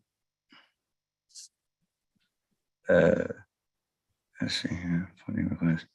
Let's see here. No, 772,000 in funds requested. Let me see that right on this screen. Sorry. Yes, Just trying to make sure. Did I have it? Okay. I'm having some trouble with my Zoom view. I keep having to take me out of full screen. 772. Yeah, I'm sorry. I was looking at the comment warehouse. So New Mexico Serve has the correct numbers now: 1.029 million and 772,000. Sorry, I got confused. I looked at the one above it. So those corrected numbers, because they're quite a bit higher, have a significant impact on the remainder of the projects that would be funded. So did you want to point out the one? Yes. Or I guess this table won't show, this won't show the ones that were deleted. Is that correct? Right. So I will fine. be simultaneously looking at the original Exhibit A. I don't think we can put both of them up here, but I'll describe the differences.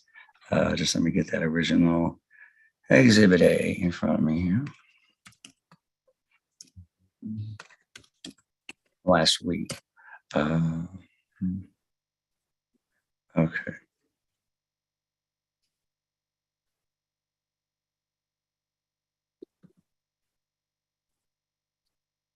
Okay. So what you are seeing, the Exhibit A to this amended order on the screen there.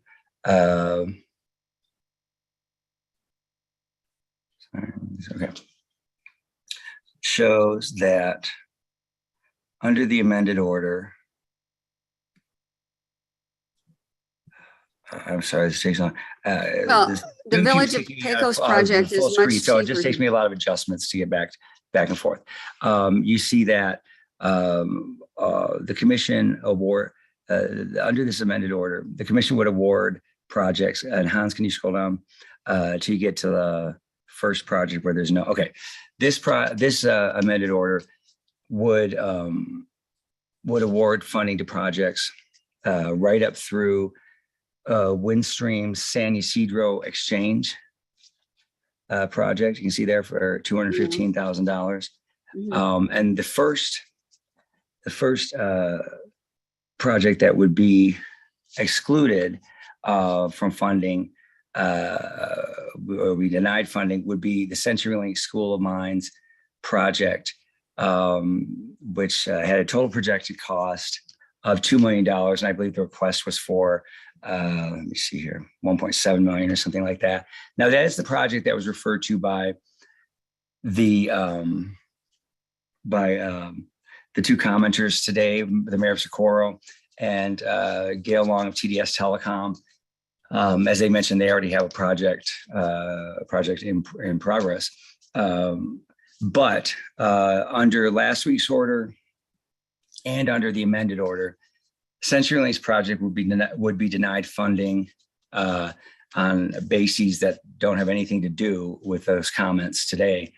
They'd be denied on the basis of the low prioritization of this project based on the fact that it serves it would serve an area underserved by broadband instead of one unserved by broadband, and that and it's higher cost per customer. Because as you recall, this spreadsheet lists these projects in order of prioritization. So the farther you are down the list, the farther that project is in terms of prioritization on those two basic criteria. So, but Can I ask you a question, Russell? yes, ma'am. How many customers are affected? I don't see that data. I think maybe the columns are shrunk, but can you identify, can you tell me? I mean, it's a school of mines. I don't know whether it just affects the school or how many people are affected by that project dropping out? Well, Madam Chair, I'd have to refer that to Eugene. I don't have that information. I don't think it's on this particular spreadsheet. There's another spreadsheet. Yeah, that's what I'm But I would talking note that this project, I don't believe it serves the School of Mines. It's School of Mines Road. I should say that's the School of Mines location. Road.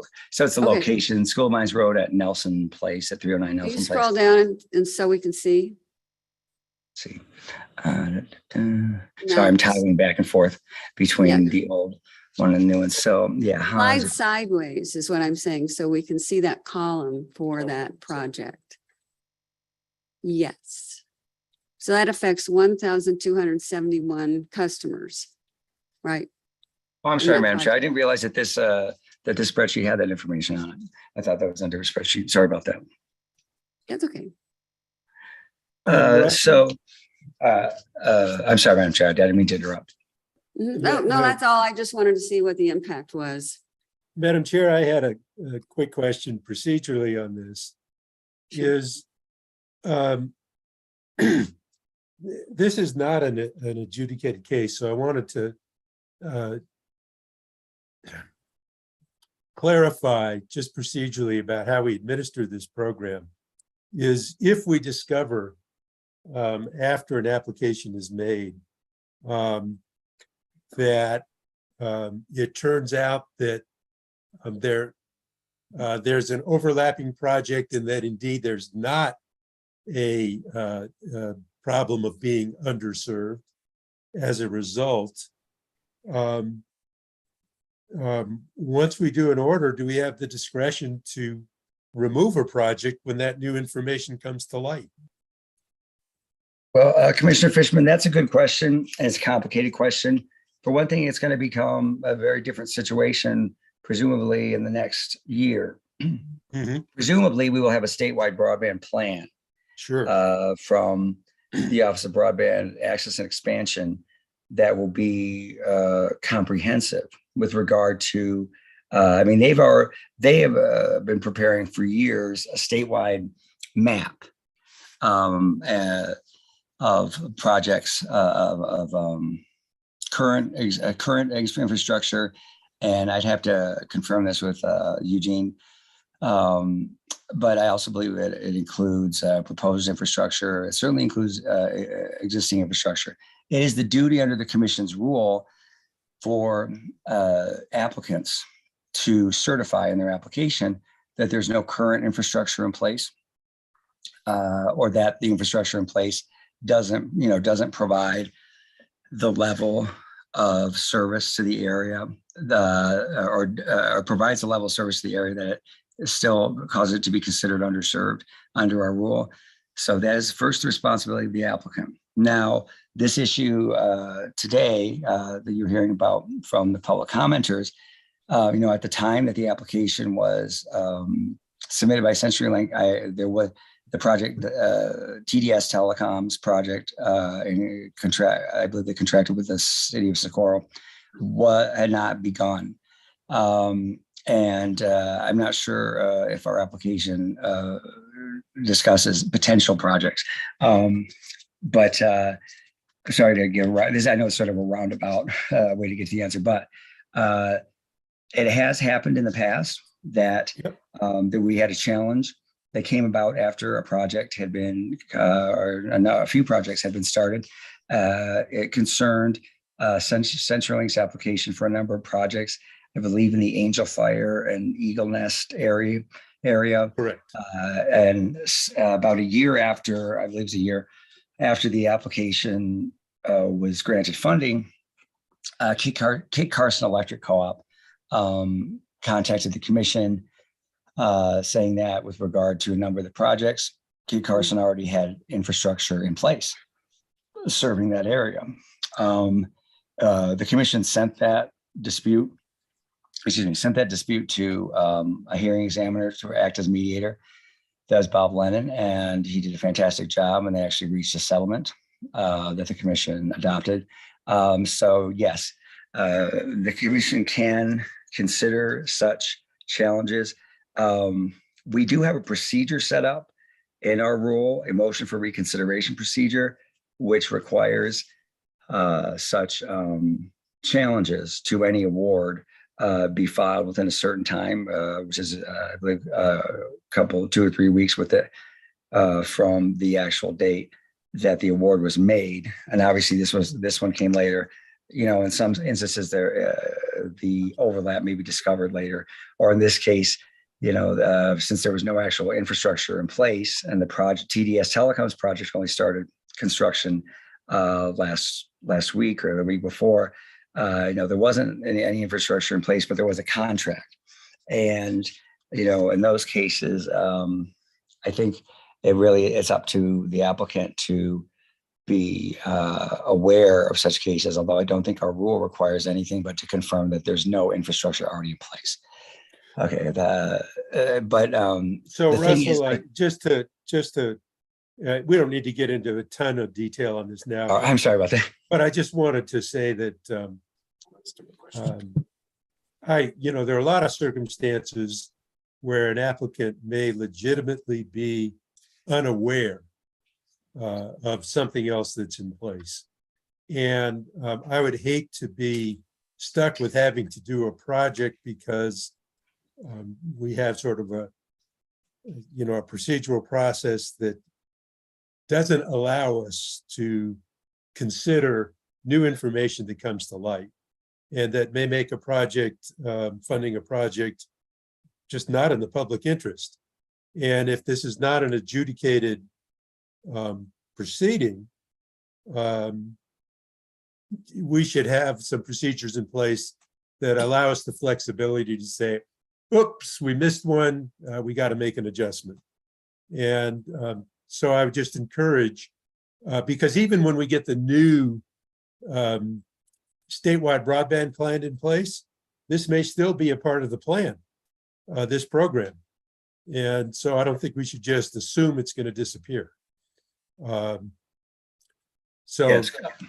We should just give some thought to that moving forward. Yes, and Commissioner Fishman, I didn't mean to imply that our program would disappear next year. I just meant that having a plan in place next year might change how the commission deals with situations like that. There might be, the broadband plan might be controlling on the issue of which projects are, projects that are going forward, et cetera. It might impact that question. But currently, the commission's rule as amended in 2020 requires not only the certification by the company, the applicant, that there's no infrastructure in place, or at least no infrastructure that provides service up to the level that would disqualify any new project. But to actually provide the information from NMDUIT's statewide broadband map, because that is currently the most comprehensive account of where there is broadband infrastructure. Okay. Thank you. Okay, so Okay, Russell, did we go over all this then? no, it's Hans, please scroll down back to where, okay, so stop there, stop. Okay, thank you. So we discussed the CenturyLink project in detail, some detail, obviously, due to the comments that were made. That's all I really wanted to know is what was the project, and I just was wanting to see what the impact was. That's not the only project that is affected. And I'm looking at something you can't see now, but it's last week's Exhibit A. And under last week's Exhibit A, the projects that were funded, that were granted funding, include every project on that list of projects serving areas underserved by broadband, up through the Windstream San Ysidro Exchange project for $215,000. So that's the same with regard to as the amended exhibit. And then CenturyLink's project would have been denied funding, again, for the same reasons. Once you got to that project, even with the reduced amount, the incorrectly reduced amount for the Village of Pecos project, there still wasn't enough left over for a project that was requesting, I believe, 1.7 million or something like that. So it's all the same through the CenturyLink project. And then when it comes to the project directly after that, Windstream's Capitan One Exchange project, it's also the same. The two orders are also the same. And then with regard to the Tularosa Communications project, which would be denied funding, the Dungan FTTH project, that project is similar to the CenturyLink project. It's a $2 million project, which requested 1.6 or 1.7, I don't recall exactly, but they requested such a large amount that it didn't fit within what was left. So again, the two orders would be identical through the Tularosa Communications project in terms of the outcomes. And then where they, and actually, let me see, I think they're the same even through the next one, the Windstream Tierra Amarilla project. Russell, just for clarification, what I'm currently screen sharing, so you're aware, is on the left is the order from last week, and on the right is the amended exhibit for this week, just so the commissioners can follow along. See, now I wasn't even looking because I was doing the same thing on my own computer. So this is perfect. This is what I knew we needed to do. Yeah. So we're up to Windstream, which is the first one where there is a slight change. Yes, exactly. Excellent. So everything's the same through there. And then you see there are two different amounts. In last week's order, that project would have been awarded the full $323,303 that was requested. In this week's order, the amended order, it's a lesser amount, it's a reduced amount, and it's this the commission under this proposed order would be proposing to Windstream this reduced amount, because that's all that's left. That would get us to the $11.8 million, $11,872,279.92 that the commission has available for the broadband program. But it's a significant decrease that Windstream would be accepting if they chose to accept it. Let me look at the numbers here. The numbers are going to be. That amount, the difference between the amount requested, 323, and the amount that would be awarded would be $42,735, or approximately 13.2% of the amount requested. So it's something that might be rejected by Windstream. It might, I don't know, it might even be likely that it'd be rejected.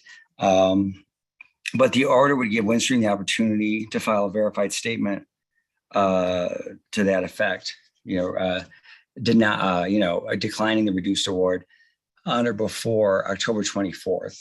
The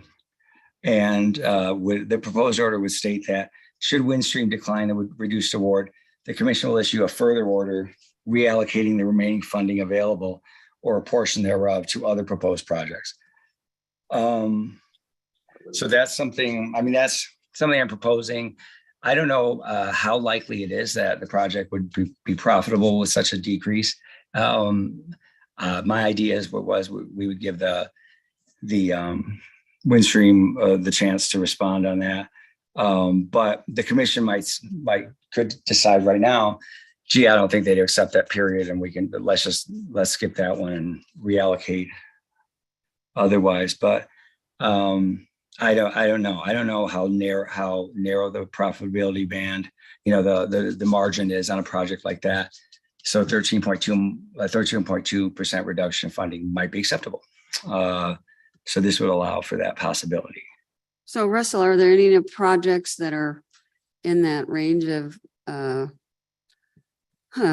remaining money that could be funded, or did you plumb the depths of the list there? There are other projects that request a smaller amount. As you see, a lot of them are. We know what Hans is going through now. There's the Baca Valley Snyder Ranch project at $101,000. How much money are we talking about that's left over? Exactly that amount. How much? What's the amount? $280,567. Oh, yeah, $280,000 left over. Oh, okay. So, yeah, so the one you identified was 100,000. Well, okay. Well, all right. I just wondered if anybody had looked at a project that could maybe put that remaining money to use in a meaningful way, since I guess, did you check beyond that next project down on the list? That's what I was wondering. Yeah, that's a very good point. I mean, the commission, if the commission thinks it's extremely unlikely that Windstream would accept a 13.2% reduction in funding, then the commission could instead go down the list farther, could skip that, could deny funding for that project, and go farther down the list. Now, the next few projects are at, request 685,000. Obviously, that's going to be even farther off. 489,000, that's even farther off. 2.2 million, obviously, very far off. 7.8 million, very far off. Baca Valley's Snyder Ranch project would fit within that at 101,000, but would leave 180,000 unspent in the broadband program, which is okay. But the projects that follow after that are for 727,000, 2.7 million, 268,000.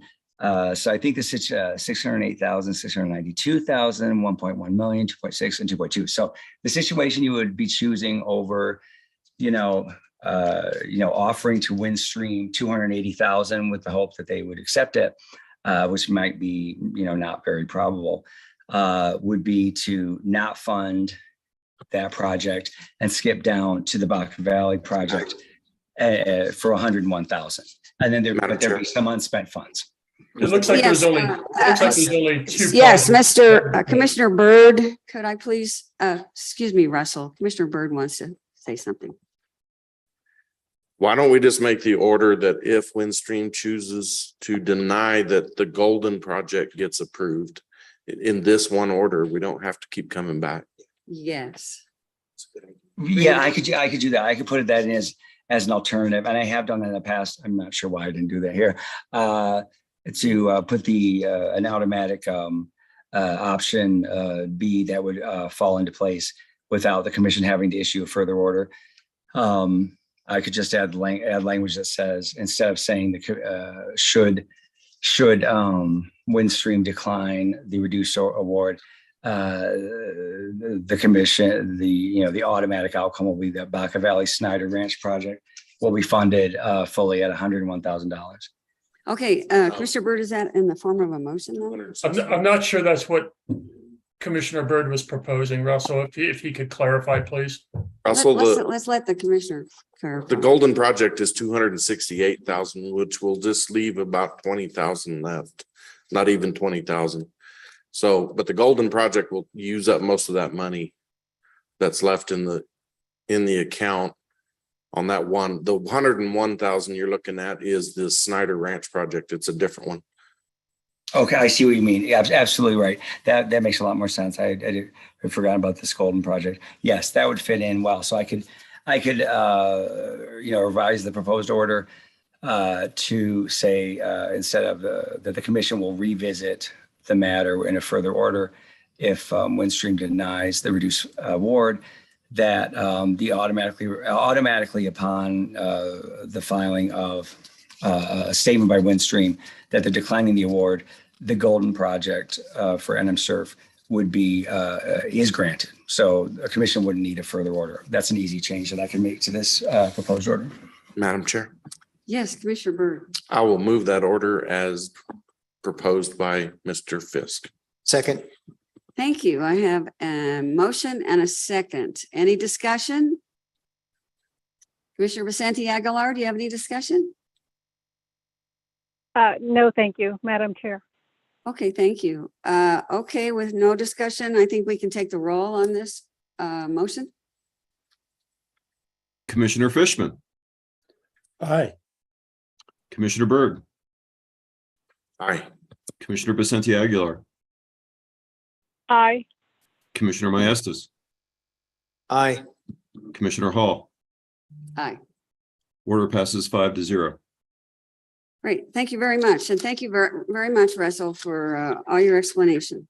Commissioners, it's 11:30 and I propose two options. One, we take a short break, maybe 10 minutes, or I don't know if how commissioners feel if you want a lunch break at this point. We have two items coming up.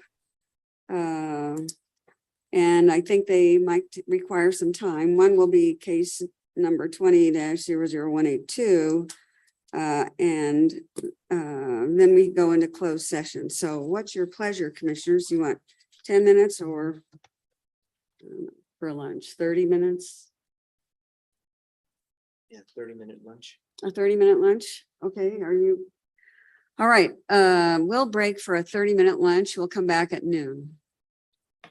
Thanks very much. Sophia's. 30 minutes. Can they service me fast? Yeah, they're quick. If you order right away. Oh, I see.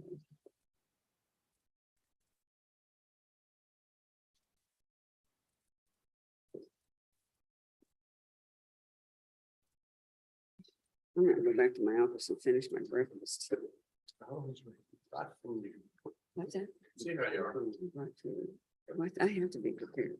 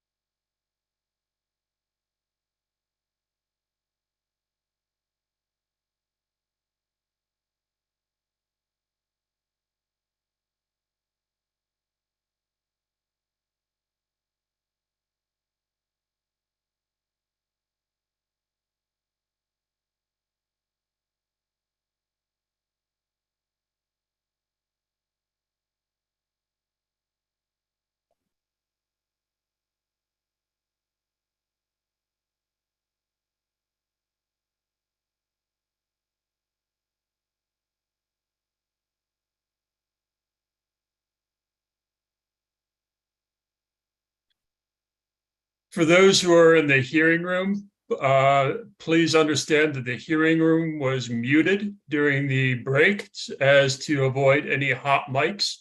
Miguel will have to unmute the hearing room while we get back into session here.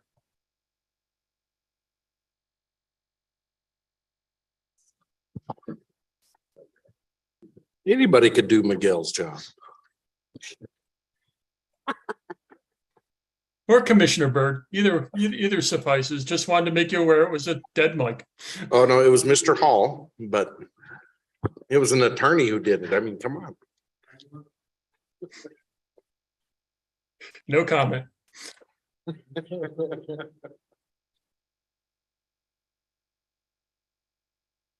Are we unmuted yet? Yes. Yes. Oh, great.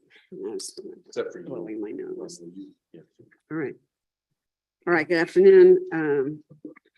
We are resuming our meeting of the Public Regulation Commission open meeting. Today is Wednesday, October 19th, 2022, and it's 12:05 PM.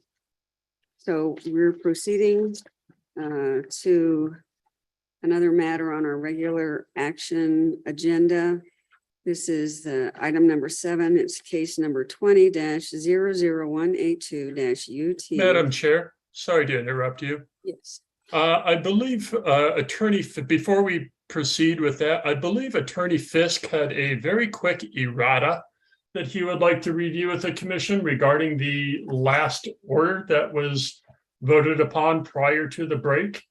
If the commission wants to entertain hearing that very quickly first before we move into a new case, that might be good procedurally efficient here. Okay, please, Mr. Fisk, please proceed with what you want to tell us. Thank you, Hans, and thank you, Madam Chair, Commissioners. I am so sorry. I don't know why this docket has been so error prone of late, but this is definitely my error, but it's good news. The error, correcting this error results in yet another project being awarded funding. I just sent an email to the commissioners, but I can quickly describe this. The error that I made in today's discussion was that with regard to the Golden project, that's the project, the NMPRC project that would have been awarded, that would be awarded funding under the commissioner's order that was just issued. That was adopted. The amount we were looking at was the incorrect amount. I'm sorry about that. It was $268,000, and that was the amount of the total. That was the total cost of the project. Russell, Yes. could you please put the Yes, spreadsheet back up? Because I don't have them memorized. And what Hans, can I have screen control or screen sharing ability? Because I'd like to just do this part myself because I think it'll be easier and quicker. If not, I can send you what I'm looking at. You are now co-host. Okay, excellent. Thank you. I'll do this. Screen sharing. Jeez. Okay. Where's the screen sharing option? I see it. Okay, yes. Here we go. All right. Okay. So, Madam Chair, so this is a spreadsheet that I just sent to the commissioners, the proposed alternative for a revote. In the order that was just adopted by the commission offers first to Windstream the reduced amount of $280,000, I believe, for its Tierra Amarilla project. You don't see that here because there's yet another, because these are all different alternatives, they're not shown the same, but you just have to recall that. If Windstream rejects that, then the option that was proposed by Commissioner Byrd would be to fund the Golden project, New Mexico Surf's Golden project, You can see this now right here. Is this working? Screen sharing? The amount that we discussed was this $260,850. That's not the funding request. That's the full projected cost of the project. The funding request was $201,000. So the proposed alternative, that would have exhausted or very nearly exhausted the money available for the broadband program. But because that wasn't actually the funding request, so that was the total cost of the project, and New Mexico Surfer is, going to kick in a portion of that. The amount requested was only $201,637, which means that under the, this alternative condition 2, there's still room for another project. And so my proposed alternative would also fund the Snyder Ranch project in the amount it requests, that Baca Valley requested $74,770. Those two amounts would result in a total of $11,868,000 being granted, which is very close to the $11,892,000 that's available for funding. And again, that's in the event that Windstream denies the reduced award that would be offered it for the Tierra Amarilla project. So I'm proposing this version that you're looking at right now, which is exactly the same as what the commission just voted on, all the way through, offering Windstream the reduced amount. It's just that what changes is that should the reduced amount be rejected by Windstream, instead of funding the Golden project at $268,000, which is not what they asked for, it's the total cost, it would fund that project at the actual amount asked for, $201,000, and then also throw in Baca Valley Snyder Ranch project at $74,000. Does that make sense? That seems like a very good proposal. Commissioners, do you have any discussion on? Yeah, just a question on procedure. So do we need a motion to reconsider, Russell, to bring this back? I think I'm going to leave that to Michael. I would say yes. All right, Madam Chair, I'd like to make a motion to reconsider actions taken regarding case 22-00097-UT in the matter of applications for 2022 broadband program support from State Rural Universal Service Fund as per 17.11.10.31 NMAC. Thank you very much. Do I have a second? Second. Okay, I've got a motion and a second. Any discussion on this motion before we vote on it? Sure. Hearing none, Mike, can you take the roll? Commissioner Fishman. You need to unmute. Aye. Commissioner Vicente Aguilar. Aye. Commissioner Byrd. Aye. Commissioner Hall. Aye. Commissioner Maestas. Aye. Motion to reconsider passes 5-0. Madam Chair, I propose that we approve the amended order consistent with recent changes as discussed and presented by Russell Fisk. Thank you very much. Do I have a second? Second. Okay, I have a motion, a second. Do you want to discuss this anymore? Vice Chair Maestas, or do we want to ask Russell to restate what it, okay, No, we're good. Okay, fine. I think we know what we're talking about. If Windstream decides not to use the money will go to these two remaining projects, and Russell has already announced what they are. So is there any further discussion from anyone? Okay, hearing none. Mike, can you take the roll? Commissioner Maestas. Aye. Commissioner Byrd. Aye. Commissioner Vicente Aguilar. Aye.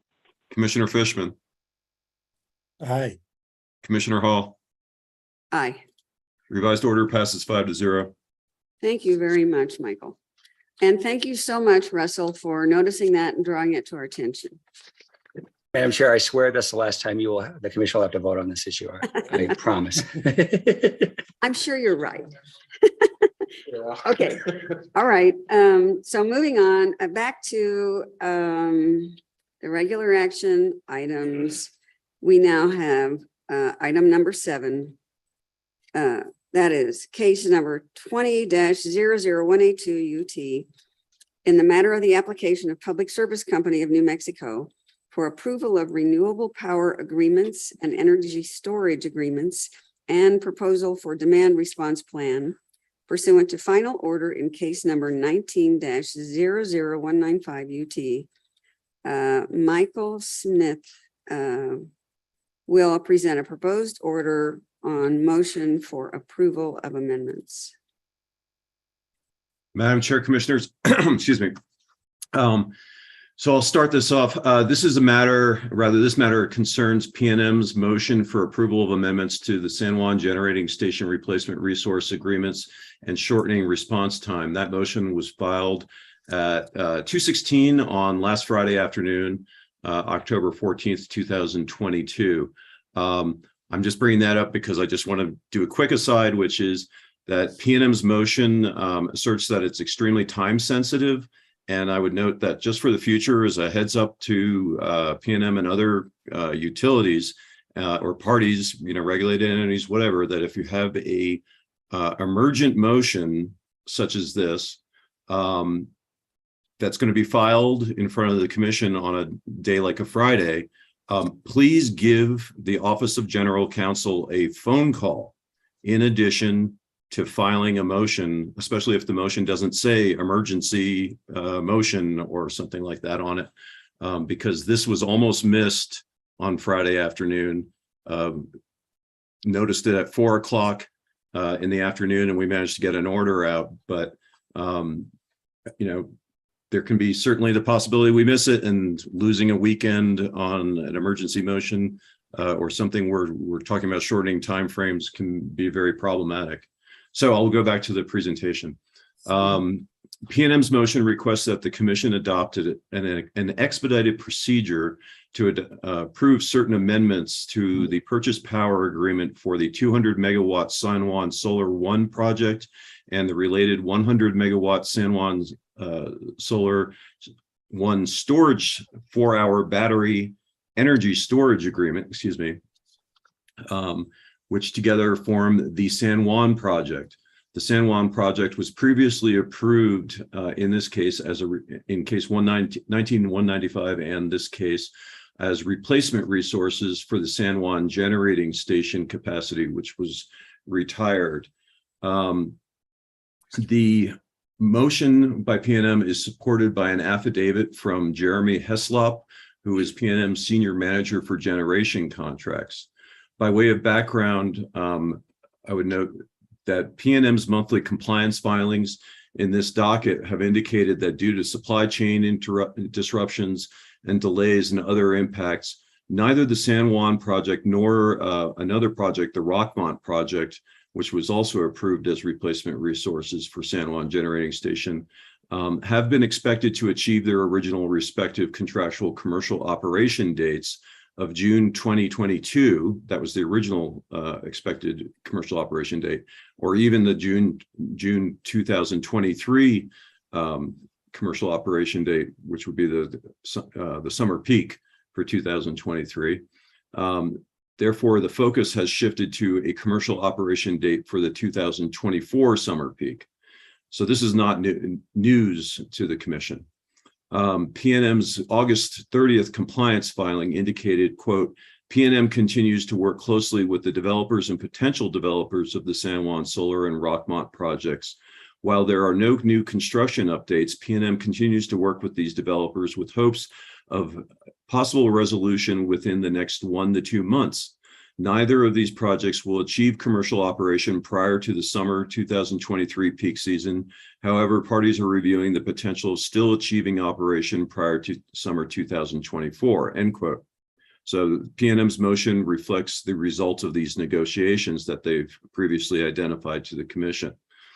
PNM indicates it has been able to negotiate amendments to the San Juan project PPA, purchase power agreement, and the energy storage agreement with D.E. Shaw Renewable Investments, LLC.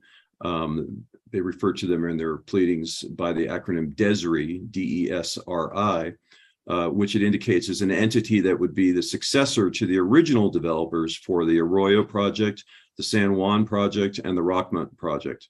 Those were the three projects that were selected as replacement resources for San Juan Generating Station. PNM asserts that these amendments, if approved, would allow the San Juan project to move forward and come online in time to meet its resource needs for the summer 2024 peak. PNM also anticipates that it would indicates that it anticipates a similar agreement would be reached to enable the Rockmont project to also proceed. With regard to the San Juan project, PNM indicates that the Purchase Power Agreement First Amendment amends the original contract price of $26.31 per megawatt hour for 200 megawatts of solar capacity to a price of $33.55 per megawatt hour, which is an increase of $7.24 per megawatt hour, or a 27.5% increase over the originally approved price. The Energy Storage Agreement First Amendment amends the original price of $7.70 per megawatt hour to $9.56 per kilowatt month. And I'm going to say that I'm missing the conversion there, which is an increase of $1.86 per kilowatt hour month, or a 24% increase over the price originally approved by the Commission. PNM asserts that these price increases are reasonable as they are in line with current industry pricing that it is experiencing in the renewable energy market, and in fact are on the low end of the industry price increase range of between 25% to 35%, which PNM observes in the currently existing industry norm. In support of this assertion, PNM has submitted a 2022 generation resource supply trend study dated June 14th, 2022 by, and I'll see if I pronounce this correctly, Aon Energy LLC as Exhibit 1 to Mr. Heslop's affidavit. That study addresses solar panel industry disruptions over the past 18 months in equipment delivery, including COVID-19 related production delays, worldwide shipping delays, U.S. customs protocols related to forced labor in China, and U.S. Department of Commerce action to consider expansion of trade tariffs to additional countries, which have resulted in production delays of a year or longer and increases in market pricing. PNM asserts that the amended pricing for the San Juan project is also reasonable based on prices that PNM has received in response to PNM's 2021 and 2023 through 2024 RFPs, requests for proposals for solar and 4-hour duration storage systems interconnected to PNM's system. PNM notes that although the increased prices in the amendments to the San Juan project purchase power agreement and energy storage agreement are not the lowest in comparison with the bids it's received in response to those RFPs, it notes that these prices are still reasonable and are within the range of pricing currently being experienced in the solar and battery market nationwide. PNM further notes that continuing to use these specific projects, or the San Juan project in particular, is consistent with the preferences that were outlined by the Energy Transition Act for replacement resource selection, which governed the Commission's original selection of these projects. By way of background, what the Energy Transition Act included was set forth in section 6218(3), and therein it defined replacement resources as, quote, up to 450 megawatts of nameplate capacity identified by the qualifying utility as replacement for a qualifying generating facility and may include energy storage capacity, provided that such resources are located in the school district in New Mexico where the abandoned facility is located, comma, are necessary to maintain reliable service and are in the public interest as determined by the Commission. The that same statute outlines statutory preferences, providing that the proposed replacement resource projects shall be ranked based on their cost, economic development opportunity, and ability to provide jobs with comparable pay and benefits to those lost due to the abandonment of a qualifying generating facility. The Energy Transition Act also provides that in determining whether to approve replacement resources, the Commission shall prefer resources with the least environmental impacts, those with higher ratios of capital costs to fuel costs, and those able to reduce the cost of reclamation and use for lands previously mined within the county of the qualifying generating facility. The Energy Transition Act also supported the selection of a replacement resource project that, quote, promotes and encourages the use of workers residing in New Mexico to the greatest extent practicable. PNM's motion notes that the Commission originally approved the San Juan project and the Rockmont project, even though they were not the lowest cost options, at least partially because they were cited within the CCSD, which is the Farmington Central Consolidated School District, and would provide tax revenue benefits to the school district to offset tax revenues lost from the abandoned San Juan generating station operation.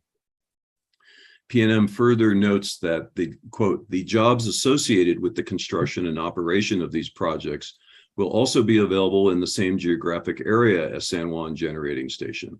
It argues that, quote, the approval of the amendments to the San Juan project PPA and ESA will provide tax revenues and jobs in the Central Consolidated School District to help mitigate some of the economic impact of the closure of San Juan generating station and the San Juan mine. PNM's motion further asserts that the amended San Juan project should be approved because it is needed, because it is, quote, critical to ensure that PNM has sufficient resources to meet its customers' needs in 2024. PNM indicates that in the summer of 2022, PNM experienced a new peak load of approximately 2,070 megawatts for its retail system, approximately 90 megawatts higher than the peak load forecast for 2022 included in PNM's L&R tables. PNM asserts that the addition of 90 megawatts of net load onto its current 2024 load forecast of 1,991 megawatts would reduce PNM's projected 2024 reserve margin to approximately 8.2% without San Juan Solar on a UCAP basis, which is unforced capacity, and a 12.1% on an ICAP basis, which I believe is installed capacity. By way of background, PNM doesn't set this forth, but I believe from looking at other cases, the PNM has adopted a UCAP measurement of 18% and an ICAP measurement of 13%. So these would be without, they're asserting without the San Juan Solar project, they would be significantly under those reserve margin measurements. PNM indicates that including the San Juan Solar project would increase the projected 2024 reserve margin to 13.7% on a UCAP basis and 17.7% on an ICAP basis. PNM indicates that if the amendments to the San Juan project are not approved, PNM would otherwise be required to seek alternative resources in order to meet the summer 2024 peak demand within a constrained timeframe, as it puts it. PNM concludes, quote, failure to obtain final approval of the First Amendment to the San Juan Solar 1 PPA and or the First Amendment to the San Juan Solar 1 storage ESA by October 26, 2022 would likely preclude the San Juan project from meeting the May 1st, 2024 COD. I'm sorry, I'm forgetting now. COD stands for commercial operations. Thank you. Necessary to meet PNM's 2024 summer peak. PNM's motion also seeks approval of a letter agreement dated October 13th, 2024, which PNM has negotiated with DESRI, which is D.E. Shaw Renewable Investments, that would provide compensation to PNM and its ratepayers for the delay damages which represent the delays associated with the Arroyo project, the San Juan project, and the Rockmount project. The letter agreement provides for a total $6 million payment to PNM, provided that the DESRI projects are developed. PNM would receive $2 million for the delay associated with the San Juan project, subject to the requirement that the First Amendment to the San Juan Solar PPA and the First Amendment to the San Juan Storage ESA are received by November 25th, 2022, unless another date is subsequently agreed to by PNM and DESRI. Mike, could you just say that one more time? PNM, we get $6 million if they have Yes. what by? If the condition is that these projects actually are developed. Oh, okay. And the $2 million of that $6 million payment would represent the delay associated with the San Juan project, which is the project that's up for approval today. Okay. Or in the motion that's up before the commission today. Okay. The PNM indicates that the November 25th regulatory end date that's represented in this agreement is the conclusion of the statutory 30-day period for the filing of an appeal of any commission order approving the amendments.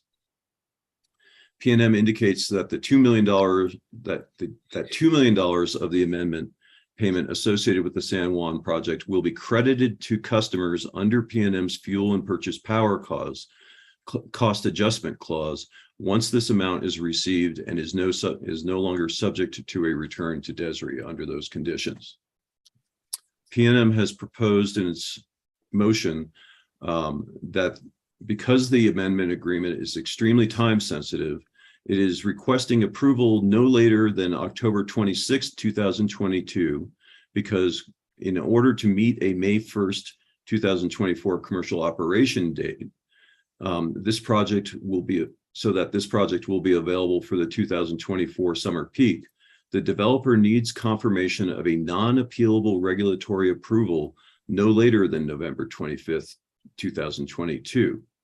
PNM states that this is because the San Juan project developer will need to incur significant costs and procure costly equipment and materials in the near future in order to meet the May 1st, 2024 commercial operation date, and will not do so unless final regulatory approval is confirmed.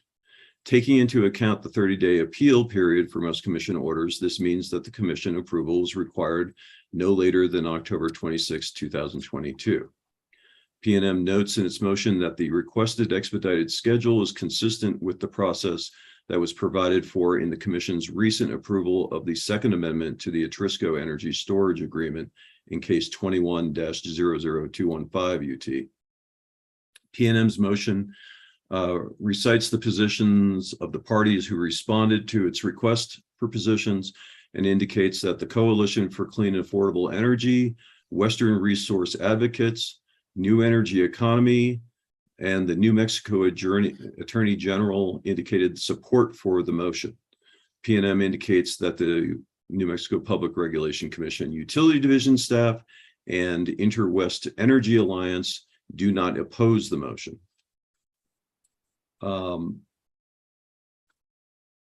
For public information, due to the filing of PNM's motion on Friday afternoon and the limited time for the commission to act, a single signature order was issued in this case that on Friday, which required that responses and objections to PNM's motion be filed by Friday, October 21st at noon, and set a hearing date for any objections that are timely filed to be held at the commission's open meeting on October 26, 2022.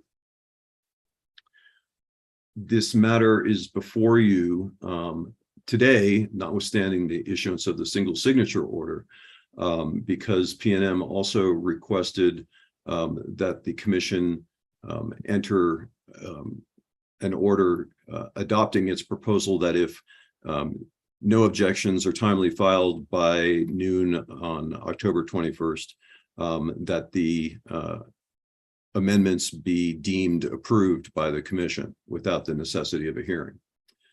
So I have, because that is not relief that can be granted through the authority of a single signature order by a single commissioner and would require action by the entire commission, I put the matter on the agenda for today. So I have provided proposed order for you today that has essentially three alternatives. The first alternative would grant PNM's request and deem the amendments approved on Friday in the event that no objections to the amendments are filed. The second alternative would order a hearing to be conducted at the October 26th open meeting, even if there are no objections from the interveners, so that the commission can pose questions to PNM's witnesses and ask additional questions. The third alternative would be used in the event that there is an objection by one of the interveners, the parties in the 2182 case, and it provides for a hearing on October 26th as well. The remaining paragraphs establish the process for that hearing and would appoint Anthony Medeiros to act as a presiding officer, not as a hearing examiner, but as a presiding officer. So he would not issue a recommended decision, but he would serve to conduct the hearing and issue rulings on evidentiary objections and matters of procedure. This is a similar process that we've used in other hearings before the commission, where the commission hears it itself instead of assigning it to a hearing examiner. A final alternative that is before the commission is whether it would require the commission's utility division to staff to participate in either of those hearings, should the commission opt to go with those options, or have the option or the requirement of a hearing imposed on it by the filing of an objection. So if there are any questions, I can address those. Thank you very much, Mike. Commissioners, anybody have any questions of Mike or any comments to make? Madam Chair. Yes, Vice Chair Myers. I understand the need to move quickly, and I think, you know, we've been focusing our attention on meeting summer peak, not just in summer 2023, but summer of 2024. And this action before us relates directly to that issue regarding meeting the summer peak. We also saw the peak load increase in PNM service area. So I appreciate, thank you, Mike, for that presentation and providing us with, I think, three, logical alternatives. But I, for one, like alternative one. In the event no objection is timely filed, we would deem the motion unopposed and accepted without a hearing. I think it's a sound contingency. It still recognizes the urgency communicated by the applicant. And so I like alternative one, but I'm willing to listen to other commissioners. Thank you, Vice Chair Maestas. Other commissioners, any comments on what Commissioner Maestas suggests or concurrence? Madam Chair. Yes, Commissioner Burr. So I have a question for Mr. Smith. Okay. I saw these as being put in kind of as an if-then statement. Is that what you were thinking, or were you wanting us to pick an alternative? So actually, Commissioner Byrd, you actually were reading my mind. Apparently, as I was reading this, it occurred to me that really the only two alternatives are alternative 1 and 2, and alternative 3 is an if-then. It's not really an alternative because that's not something the commission has control over. If somebody does file an excuse me, if somebody files an objection on a timely basis, then alternative 3 is required. But the commission does have alternative 1 or 2 as alternatives to it, because it could either decide to deem the motion unopposed and accept the amendments as approved without a hearing, or it could decide to do a hearing nonetheless. Well, Madam Chair. Yes, Commissioner Byrd. Hold on. if I may. So, sorry, go ahead. Go ahead. Sorry. Just on that point, Michael Smith, I was also like just batting around the idea of combining, in other words, including alternative 1 and 2. Well- Basically two scenarios, two contingencies. If it's unopposed, it's approved without a hearing. If it is opposed, we'll schedule the hearing. Can you tell me what's wrong with that, of combining both contingencies into one alternative? Madam Chair, Commissioner, I think you're actually saying what I was just saying, which is that, but it's alternative 1 and 3.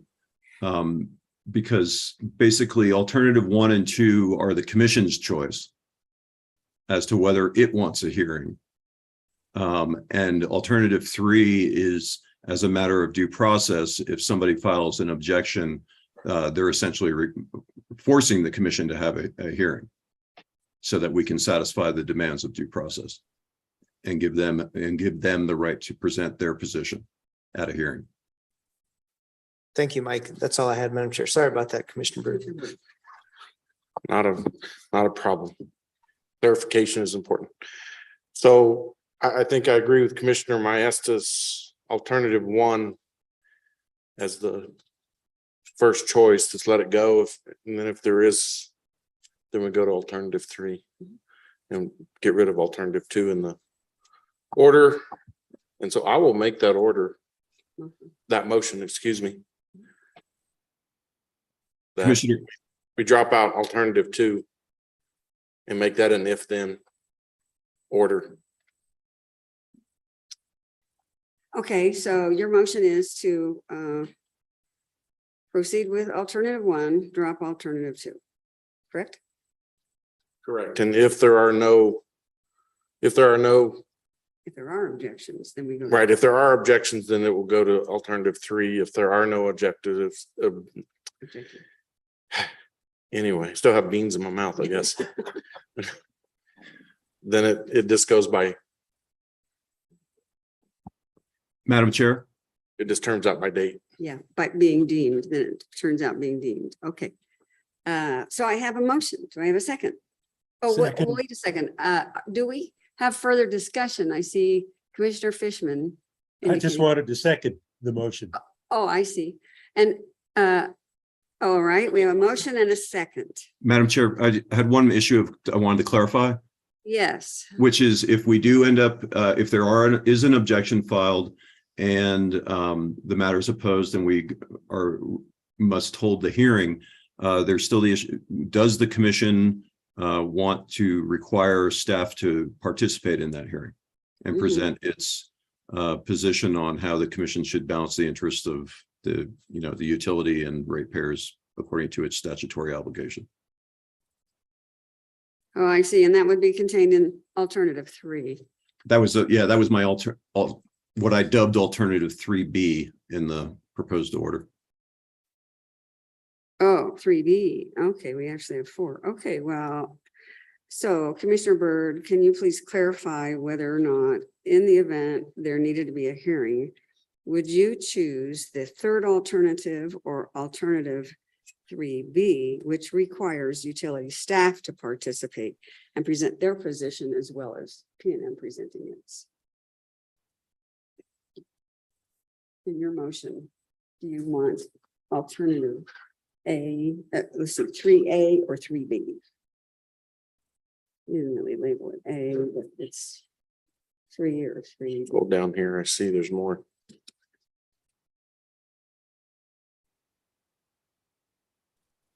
Sorry, I tried to highlight it to draw your attention to it. Well, here it's highlighted here, but you probably, I printed it so small. That's where you are. Isn't it the same? No, it's, oh, here, you must be looking at the order. Yeah, I'm looking at the order. Oh, here we go. So, Yeah, see the order.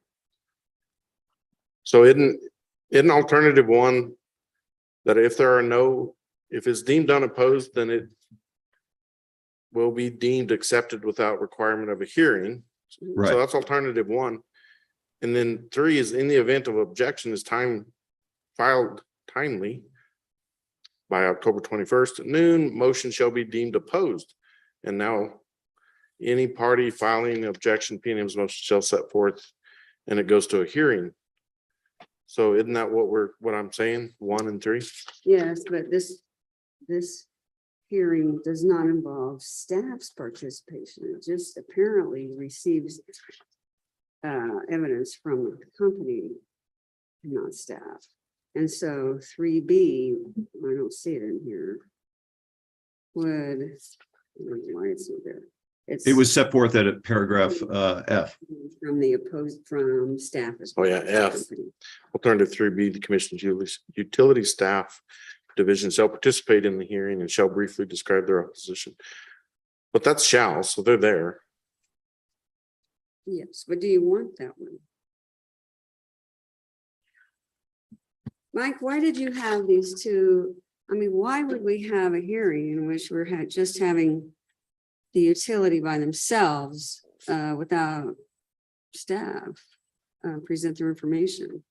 Madam Chair, Commissioners, as you know, the commission staff has a statutory obligation recited there, section 8812C, to present its position on how the commission should best serve, take its position, or rather adopt a position that best serves the responsibility to balance the interest of ratepayers and the shareholders of the utility.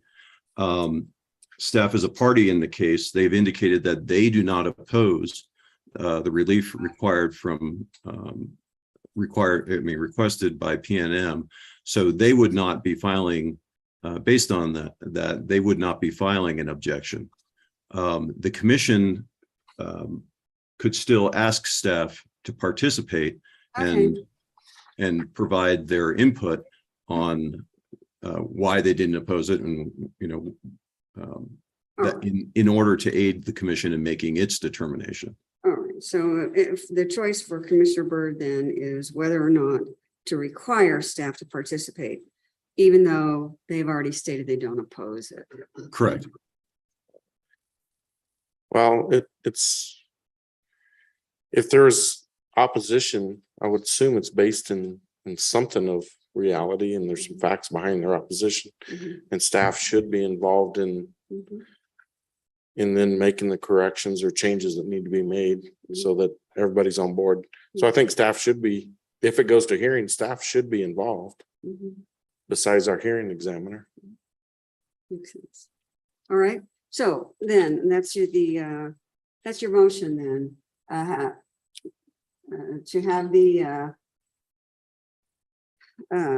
let's see, you have the application deemed approved unless there is opposition, then it's deemed opposed, in which case we go to a hearing where staff shall participate. A full hearing. Yeah. Is that So, capture it yes, for you? I believe so. So it'll go to a full hearing. Okay, great. So any other discussion? Commissioner Vicente Aguilar, do you have any comments to make or questions? Thank you, Madam Chair. I would like to go back to what the CEO for PNM stated at the stakeholders meeting in February 2022, which became a public announcement and a newsletter. And she stated that, we don't have any concern about power being generated through renewable projects. And now today we have an urgent request from PNM that the resource replacement is very much needed so that they can provide power in the future. I am getting mixed information from PNM. I don't think it's the right time just to approve their motion. When Michael Smith was speaking a few minutes ago, my call dropped and I didn't hear what he stated, but can you restate that, Michael Smith, for me? You said something about when utilities file Friday afternoon. That's the last that I heard from you. And can you restate what you were saying? Madam Chair, Commissioner Vicente Aguilar, I'm not sure exactly when that was. That might have been at the very beginning of my presentation. Right. It was at the very beginning, and you had a concern about P&M filing Friday afternoon, and you said you would like to send a message to the other utilities. What was your message? Madam Chair, Commissioner, basically, I was just asking that the utilities, if they have an emergent issue, if there's an emergent matter that it needs to be brought in front of the commission, that they take the step of, in addition to filing a pleading, that they also give the Office of General Counsel a telephone call, and let us know that that this has been filed and requires immediate attention, because we have a lot of, if Friday is a very hectic day for the Office of General Counsel, and we have a lot of pleadings that come in, and they're coming in our email, and we, unless something is, unless we happen to notice it as we're going through all that, we might miss it.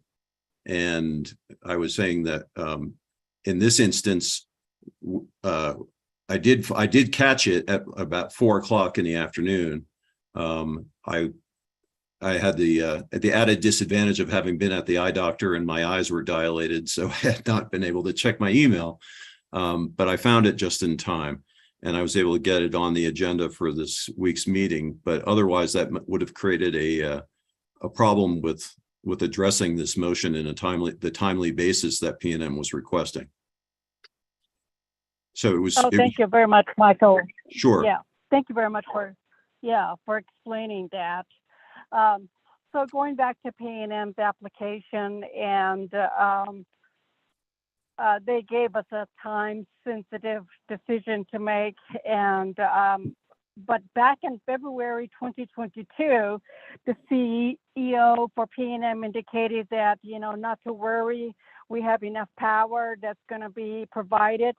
So I'm getting mixed messages, and I would like to direct P&M to be truthful, honest, and transparent.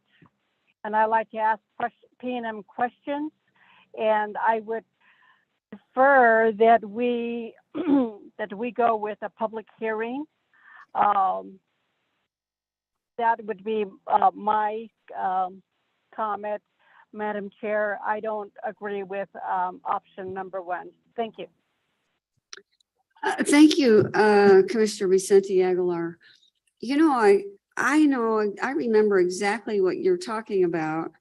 And I believe the CEO of P&M was quoted in that publication as saying, I'm confident we'll have adequate resources in 2024. She said, I have an 11 by 17 sheet, but and I think on that sheet, she was talking about there being a number of projects listed. She said, I have an 11 by 17 sheet of projects. And I don't recall at the moment, maybe Mike or somebody in General Counsel would remember it better than me. But I thought those were projects they thought they could be procuring, so I guess that's a question, but I think, I don't think at that moment she was saying they had all the resources they needed. I thought that what she was saying was she felt that there were many options out there, and she had listed the ones they were interested in on that sheet. So I don't know, that's my recollection of of that statement, but I remember it I know what you're talking about. But I just, let's see, before I go into my perspective, I want to ask Commissioner Fishman, did you have any further comments to make? Madam Chair, no, I did not. Okay, so, all right, fine. Well, all right, we have a motion. Do we have a second? Yeah, Commissioner Fishman did. Okay, great. All right, so we got a motion and a second. Any further discussion on the motion and second? Hearing none, Mike, can you take the roll call? I'll take the roll. I hope my dogs quiet down. I think there must be a coyote at my chicken coop, but so if you hear them barking, that's what it probably is. Commissioner Vicente Aguilar. No. Commissioner Byrd. Aye. Commissioner Maestas. Aye. Commissioner Fishman. Aye. Commissioner Hall. Aye. The motion to adopt the order as set forth by Commissioner Byrd is approved by a vote of 4-1. And I just want to say one thing. I forgot to make my own comments, which is simply that I think that I do think we need to act expeditiously. Looking at the price comparisons in the order in the motion, and understanding that the project will be built in the location so that the community can take advantage of those tax benefits for the school district, I think makes this an attractive project and a fortunate one. And so I don't really want to stand in the way of getting it done. And I think the motion as it's created will provide due process in the event it's necessary. So with that, Madam Chair. Yes, Commissioner Vicente Aguilar. Yes, I would like to read for the record. This was a meeting with the California Energy Markets, and it was for February 2022. And it says Southwest utilities can meet load and emissions reduction targets as they replace fossil fuel generation with solar and storage, but firm, dispatchable resources will likely be needed over the next decade to ensure reliability. Consulting firm Energy and Environmental Economics set in a study commissioned by the largest utilities in Arizona and New Mexico. Meanwhile, New Mexico regulators on February 9th meeting worried that capacity shortfalls anticipated in the state this summer could mark the beginning of a trend. So that was the remark that I was referring to. Thank you, Madam Chair. Thank you very much, Commissioner Vicente Aguilar. Okay, moving on in our agenda. I think our next order of business is to go into executive closed session pursuant to New Mexico statutes annotated 1978, section 10-15-1 H7, pertaining to meetings subject to the attorney-client privilege pertaining to threatened or pending litigation in which the public body is or may become a participant. And also pursuant to New Mexico statutes annotated 1978, section 10-15-1 H3, pertaining to deliberations by public body in connection with an administrative adjudicatory proceeding. And this will be on case number 22-00161 UT in the matter of the joint application of Atrisco Solar LLC and Atrisco Energy Storage LLC for location approval of the Atrisco Solar and Storage Facilities and associated transmission facilities in Bernalillo County, New Mexico, pursuant to New Mexico statutes annotated section 62-9-3 and right-of-way width determination pursuant to New Mexico statutes annotated section 62-9-3.2. And the commission will be hearing from hearing examiner in the case Christopher Ryan and the general counsel attorney Judith Amer. Madam Chair, Yes, I'd like to make a motion. We go into closed session consistent with your citations of the NMSA sections and the caption. Okay, thank you, Vice Chair Maestas. Do I have a second? Second. Okay, thank you, Commissioner Byrd. We have a motion and a second. Any discussion on this? Okay, then roll call, please. Madam Chair, Commissioners, so the motion is to go into closed session pursuant to the two exceptions to the Open Meeting Act that you just recited. Yes. Okay, so the roll call then I will take is Commissioner Byrd. Aye. Commissioner Vicente Aguilar, Aye. Commissioner Maestas, Aye.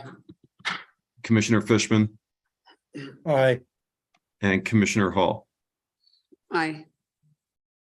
The vote is 5-0 to go into closed session. Thank you, Mike.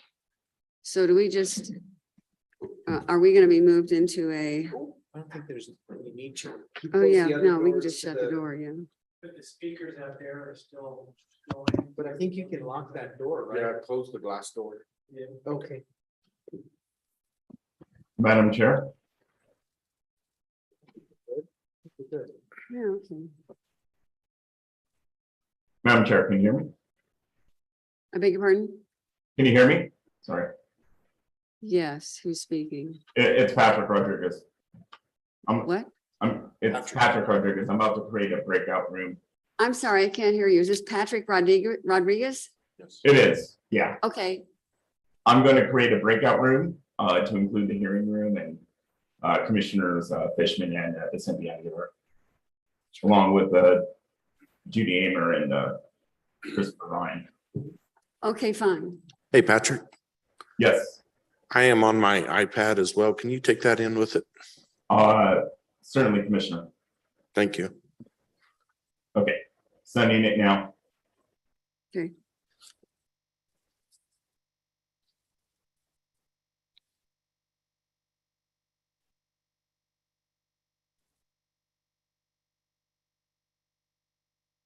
There's So Anthony. do we need to join too on the, I guess. Oh, yeah, man.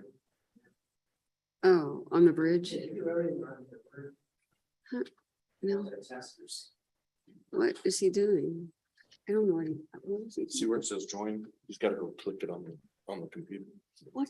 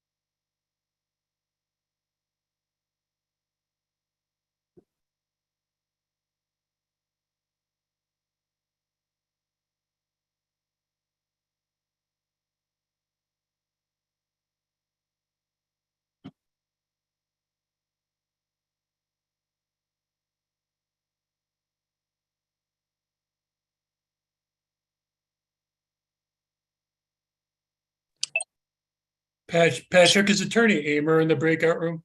Yeah, hello. I finally was able to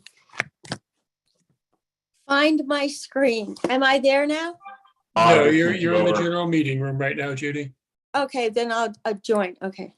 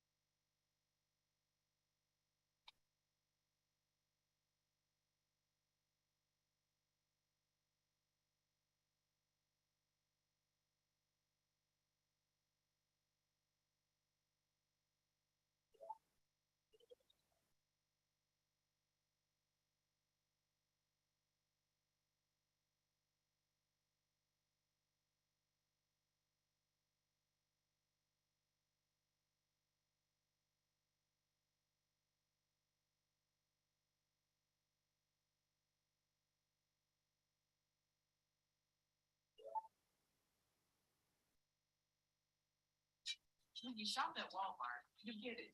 You spend a little.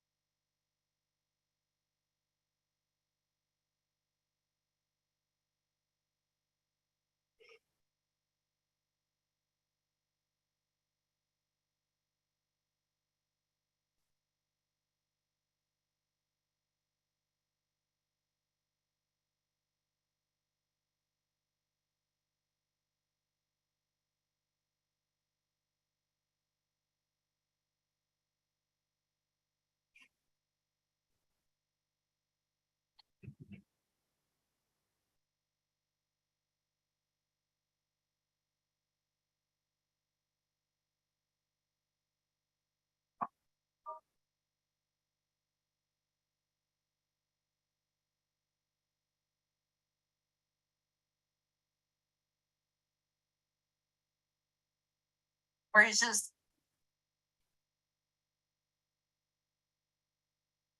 5 of 75, Gandalf the Grey. Y'all were saying you had too much Gandalf the White. Gandalf the Grey, there you go.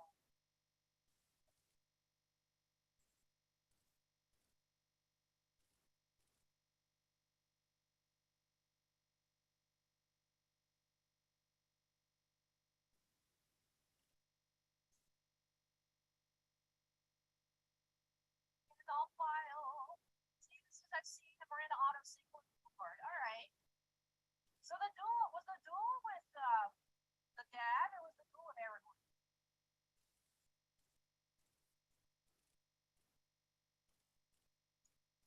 Another one. DK Callie is the Callan, the Alley. Sketch. You have JK. Some really cool scenes.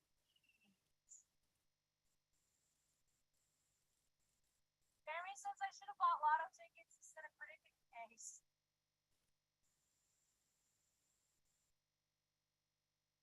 Jay does a really great scenic work. Like I said, Jay's cool. He also has a pet dip.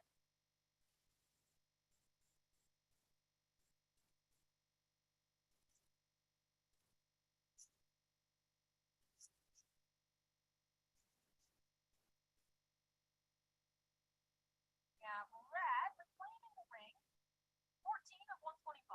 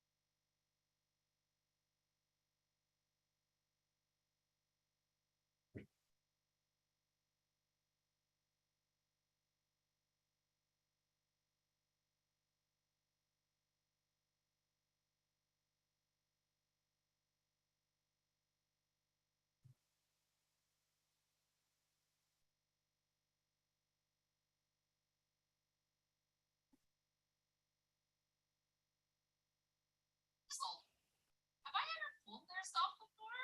They have. If you guys look, this is solicit. I believe the package is the person that does the one for the border, where it looks like a storybook, like I believe guy of Sword and Sketch that Cryptozoic has on their website on like the reviews. I believe that's the Achilles. So let's see. Yes. Ooh. So cool. This is like space.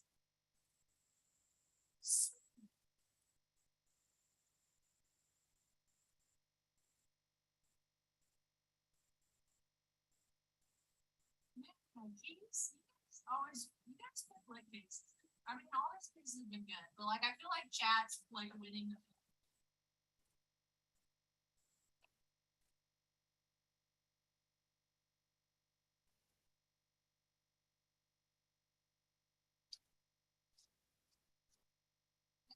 so.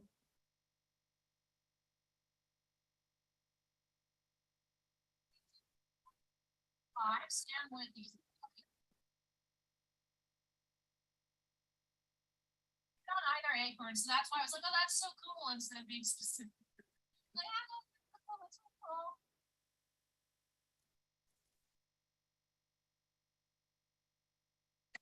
I don't recognize the creature. Oh, see, the only thing I remember about that moment is when the old no man could kill me, and she just like rips. She's like, "Well, I'm not a man," and she shanks the Witch King, and I'm like, as like middle school out, I was like, "This is so cool, iconic." And like, you know what I mean? Like, you think about it, it's like it's kind of cringe, but we stand. We stand.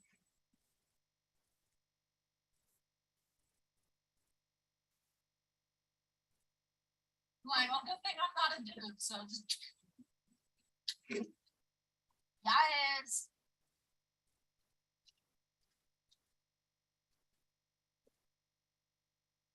And we do have a silver Return of the King. 14 of 25.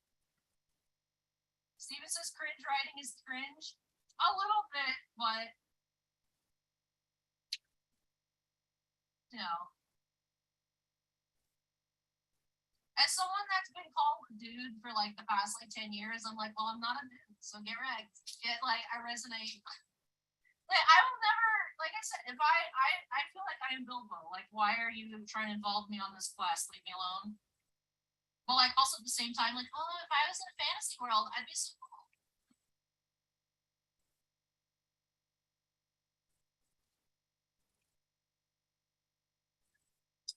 All right, on to the second half of case number 7.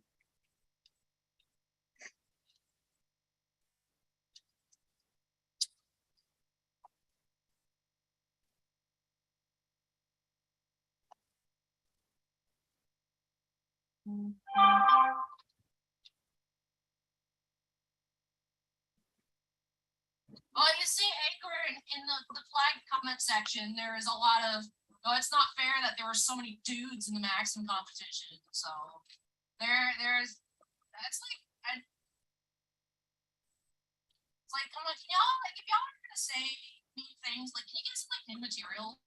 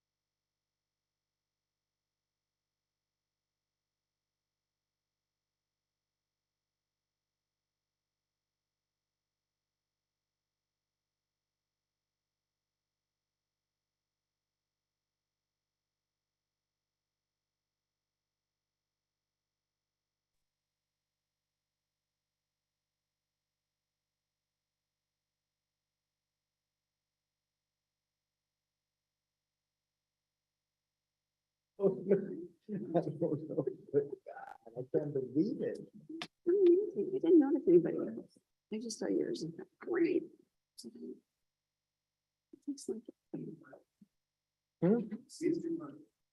Oh, well, that's you. That's you.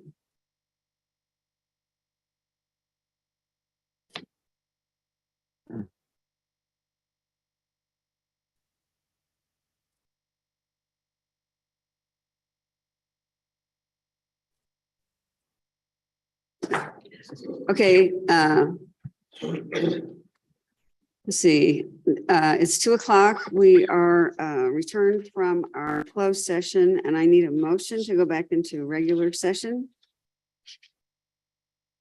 Madam Chair, I'd like to make a motion that we come out of closed session and into open session. And I want to state for the record that the only issues discussed was limited to the recommended decision regarding case 22-00161-UT and including exceptions that were filed to the recommended decision.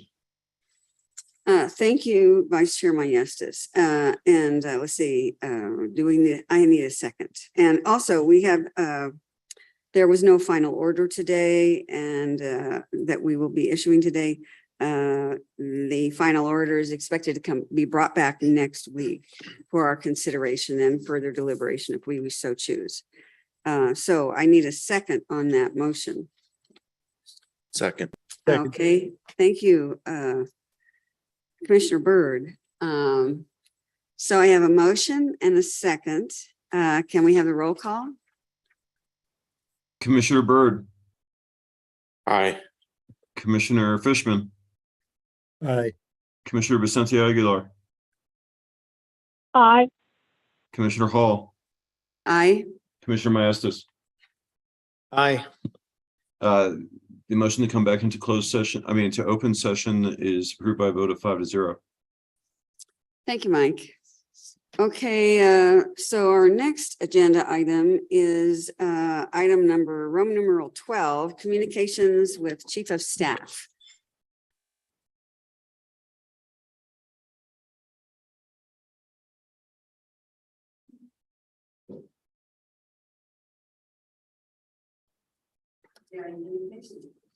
Good afternoon. I do have a couple, Madam Chair and members of the commission. I want to give a couple of legislative updates. First, I believe all commissioners and division directors have received a request to update the kind of rough draft of legislation that I sent earlier this week. I have received a few responses, which is good. Of course, if you need more time, you can have more time. You're the commission. But I would like to, if at all possible, get your additions to that list by the end of this week, if at all possible. In that vein, Madam Chair, also, we have been invited next, I believe the 27th is a Thursday, to present our FY24 budget request to the Water and Natural Resources Committee. I was been checking all day. They still haven't published the agenda, so I don't know exactly what time that committee meeting will be or what room it'll be in. But as soon as that's public, I'll let you know. It'll be a pretty short presentation. And as soon as we've wrapped up our PowerPoint, I'll send that off to you all as well. But next Thursday, Water and Natural Resources Committee FY24 budget request presentation. I believe I've also mentioned, Madam Chair, members of the commission, that on November 16th, we will make essentially the same presentation to the Legislative Finance Committee. Again, that agenda has not been published, but as soon as it is, we'll let you know what time and where that hearing will be held. And with that, Madam Chair, I think that's all the updates I have, but happy to discuss any issues you'd like to discuss. Thank you so much. Yes, Maestas, you look like you have a question. Thank you, Madam Chair. Good to see you, Wayne. Can we get some talking points on the budget proposal? That way, if we're approached, just to maybe hit the highlights, what's in there, what's changed. Absolutely. And then, Madam Chair, the other issue I wanted to raise with Wayne is broach the idea of kicking off a formal transition here within the agency. To the point of perhaps assembling an appropriate transition team under Wayne's leadership to assist the agency in accepting the new appointed commissioners. And this could entail, briefing books, which were provided to me that were very beneficial. And we've changed a lot of the rules. And so, that, perhaps, I don't know if it needs to be an oral briefing, but that may have to happen after the new year, after they're seated, but kind of a summary of cases pending before the Supreme Court, other active major cases, any ongoing rulemakings, a briefing on community solar, because obviously the procurement process is going to be initiated formally in December, and there's going to be some key milestones in the spring that the new commission should be aware of. We do have a work plan under your leadership. Maybe that could be presented as well. So I'm just throwing out some things, but I really think, there's not a lot of time. And if you consider the holidays and the office closure because of the furniture change out, it might be a good idea to put a team together and start identifying at least some critical things that need to be done, bringing in the fleet vehicles, just things like that, just so we can get it going before we fall into that winter lull and all the holidays. So, and I was just going to throw that out to the commission, but I think Wayne would be in the best position to lead the transition team and, appoint appropriate team members and then determine, what that should entail to assist in a seamless transition for the next appointees. That's a very interesting concept. I don't know how you feel, Madam Chair. I just thought I'd present it before all of us, and I didn't have a chance to talk to you about it before. I see. Well, yeah, it makes a lot of sense. I think, I've been at a commission once before when there was a new commission appointed. That was back when they were appointed. And they had their transition team. They came in with a transition team. It wasn't something that was created in advance. I'm not saying that's ideal. I probably wasn't. But I assume Wayne probably has some thoughts on this. All right. You've probably been thinking about how to manage the transition. Can you let us know, just in response to what Commissioner Maestas has said, is this something that's already in the works or? Madam Chair and members of the commission, I would say it's in the works to the extent it's very much on my mind. And thank you, Vice Chair, for bringing this up. I think it's an excellent idea to have a formal transition team that's prepared to help the new commission come on board. As you probably know, the nominating committee is scheduled to complete its interviews on November 8th and submit its recommendations to the governor on November 14th. And that will start a whole new process that we obviously will not be involved with the governor's office vetting the candidates that have been brought to her by the nominating committee.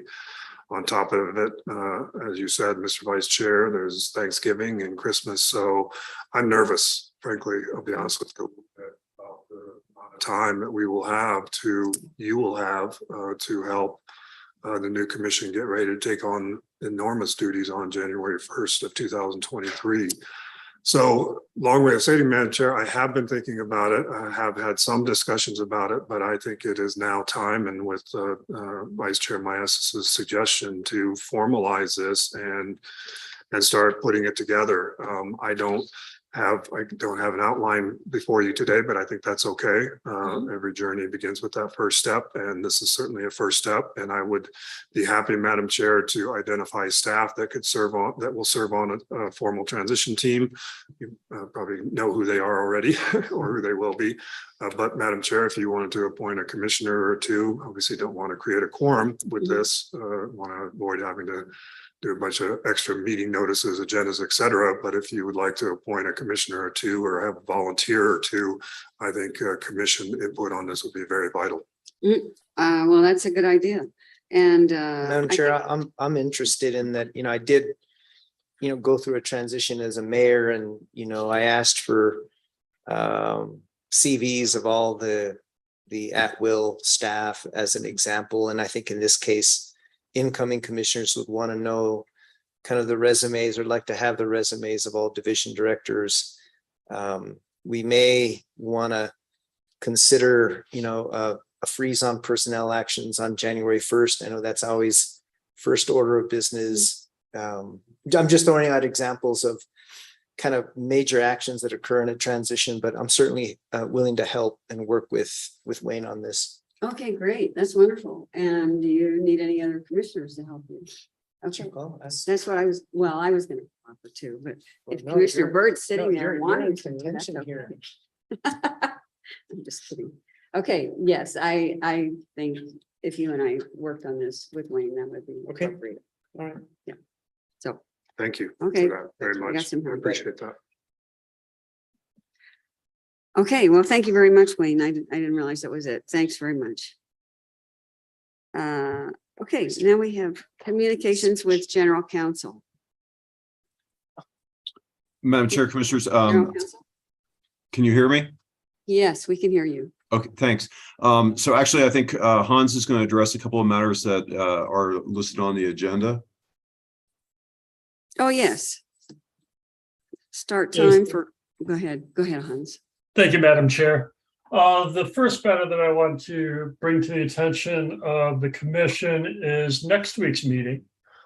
Next week, we have a rather full slate of different presentations and cases that are going to be brought before the commission, including the year-end revocation hearing for transportation.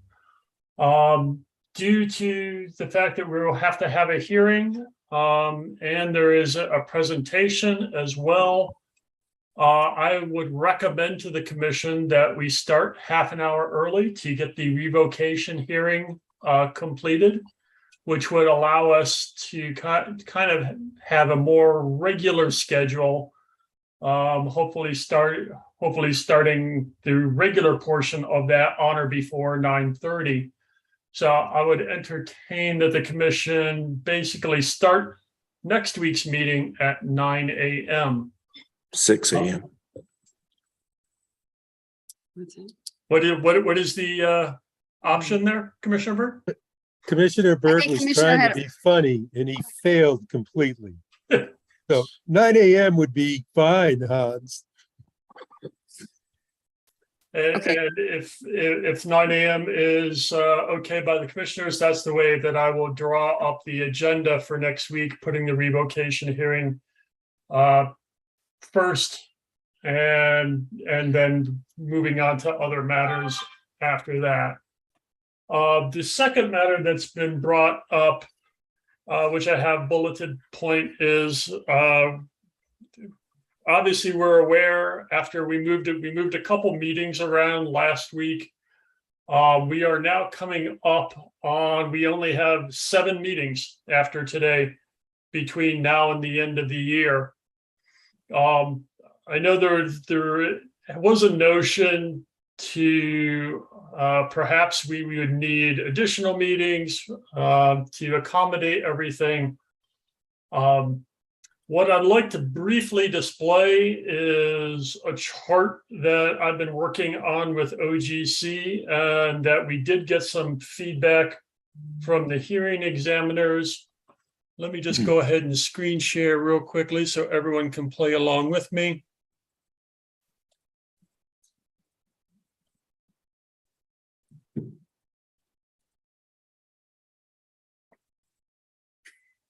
Essentially, this first column indicates the dates of the open meetings that are left, beginning with 10/26, then November 2nd, and November 9th. And then from last week, instead of the 16th, due to the classes that will be taken by some commissioners, we have moved that meeting to the 18th, November 18th, the Friday. No meeting on 11/23, since that is the week of Thanksgiving holidays. Then completing our open meetings on November 30th, December 7th, and December 14th. What I am trying to put together is basically rough dates for items that I consider to be major issues that will be on discussion topics and on regular agenda during those last meetings. Right now, I have filled in some of them. These dates are obviously all subject to change, but we are just monitoring how many large scale issues will be on discussion during a single open meeting.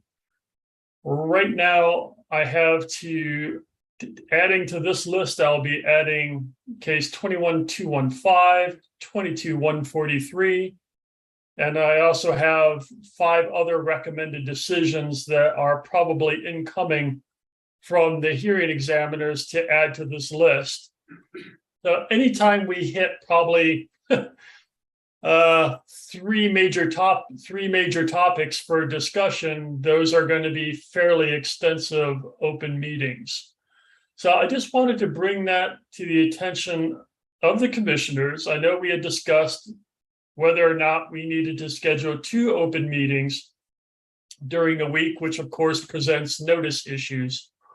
My suggestion, once I have this filled out maybe a little bit more, is that for these last 3 meetings, we kind of keep the next morning open.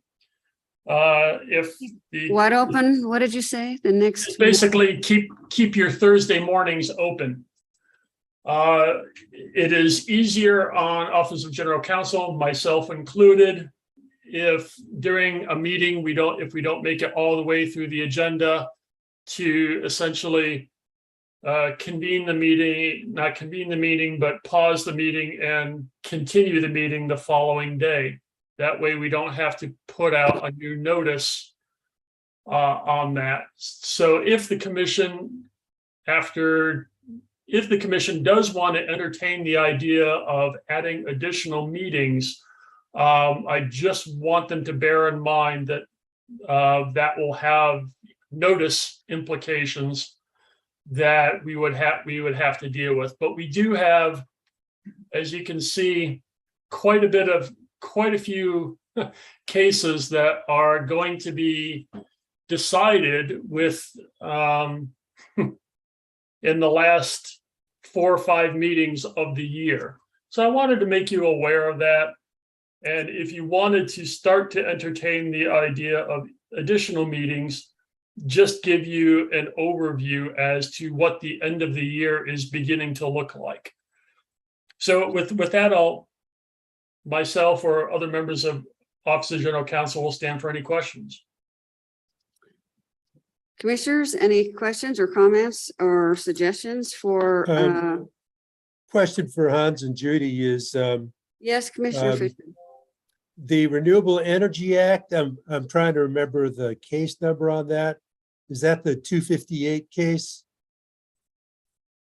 I have seen. Yes, Commissioner, it's 20-00058. 258? 258 or 058? No, 20-00058. It is, we have a public hearing tomorrow at 1 on the rulemaking. And the record closes on November 8th.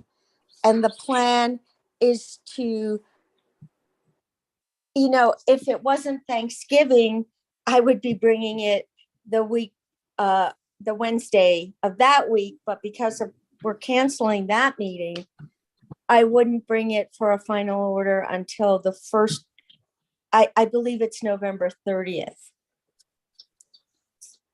Okay. So that was my plan, unless something, derails it or unexpected happens. Okay. Judy, what time is that hearing tomorrow? It's at 1 p.m. and I'll have Lori send you all the commissioners and the assistants an invite. Thank you. So other commissioners, anybody have any other comments or suggestions about scheduling, given the fact that we're going to have a lot of cases at the end of the year? Madam Chair, Yes, Commissioner Byrd. just a quick question about tomorrow's meeting. Ms. Amir said she was going to send an email to invite all commissioners. Has there already been a notice of quorum done? No, and that is a very, very good thing to bring up, Commissioner Byrd. We will have to do the same. We will do a notice of quorum, possible quorum, and we will send out the invite. So I will not be attending. I will. Thank you. Okay, so there's two. And this is about, what is it about? It's a rulemaking? It's a rulemaking on the Renewable Energy Act. It is, there were issues that were remaining from our first rulemaking. I don't know if I'll be there or not. I'll let you know, but I think you should definitely issue a notice of quorum. Sounds like only one for sure. Yeah, I won't be attending. May just be two. Commissioner Vicente Aguilar, do you know if you will attend? No, I will not attend. So then it sounds. I'm not sure, but Judy, I'm not sure, and I would like. Sounds like there will be two, at maximum, two commissioners. Yeah. So we would, if given that, we would not need a notice of quorum. Oh, you're not. Oh, okay. Okay, now I understand. Okay, fine. Thank you, Judy. Madam Chair, there's also another rulemaking that I don't see here. And Judy and Hans, you might want to get it included. And that's the interconnection rulemaking. I'm sorry, Commissioner Fishman, I have that as just IC rule. IC rule, okay. Okay. And for 11.9, oh, it's on discussion. Okay. So, any commissioners have any?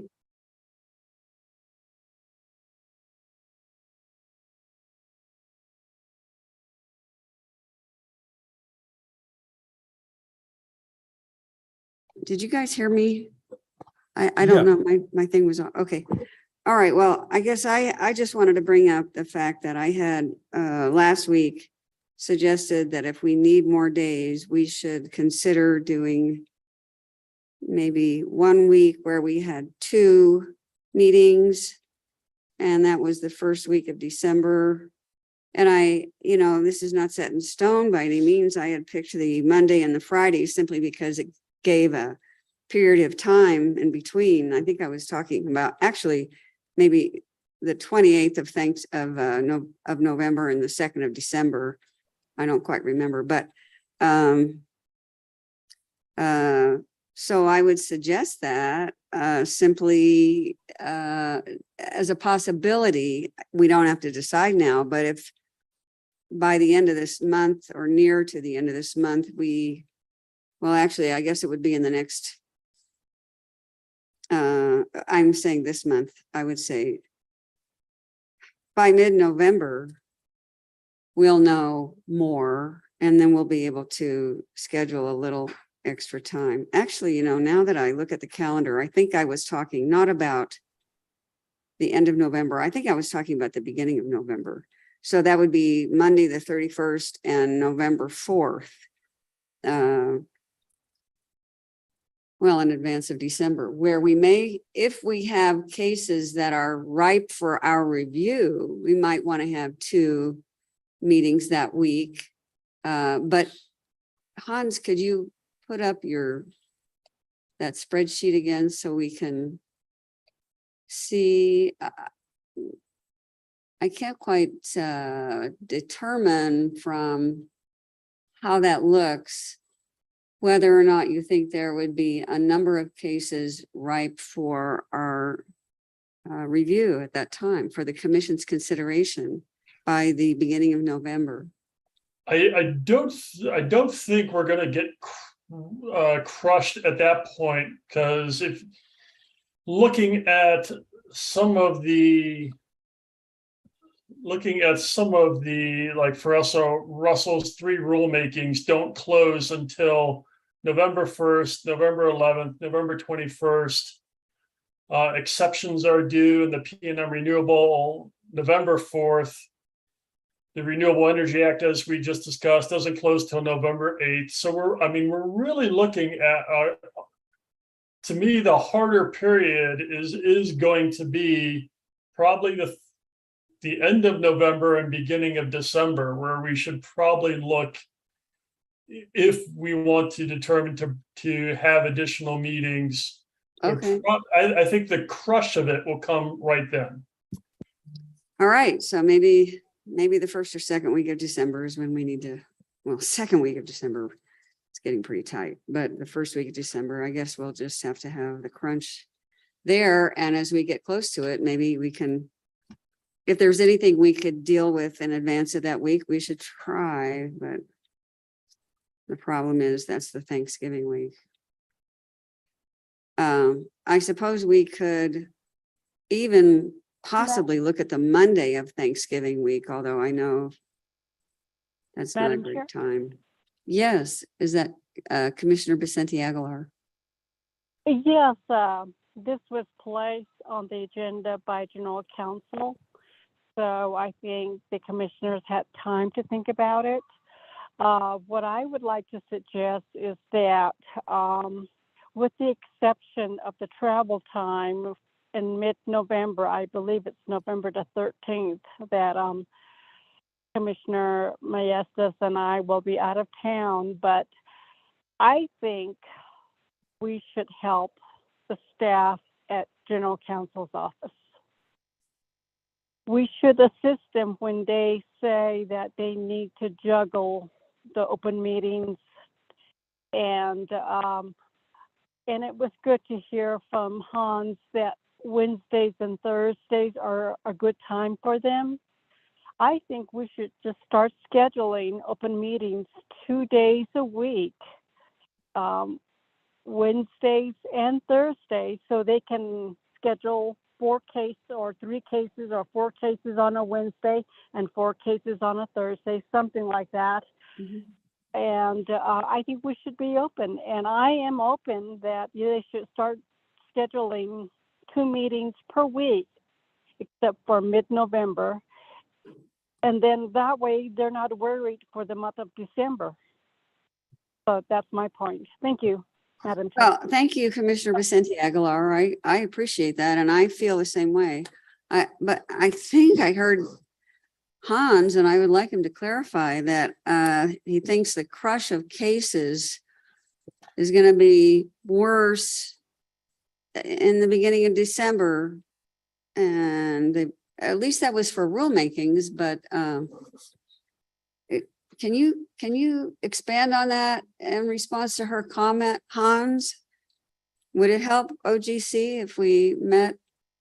Well, I mean, we could, pursue it one of 2 ways. Essentially, everything after Thanksgiving, which would be the 30th, the 7th, the 30th, the last 3 meetings, we could kind of know that we're going to have dual open meetings, which kind of November 30th and December 1st.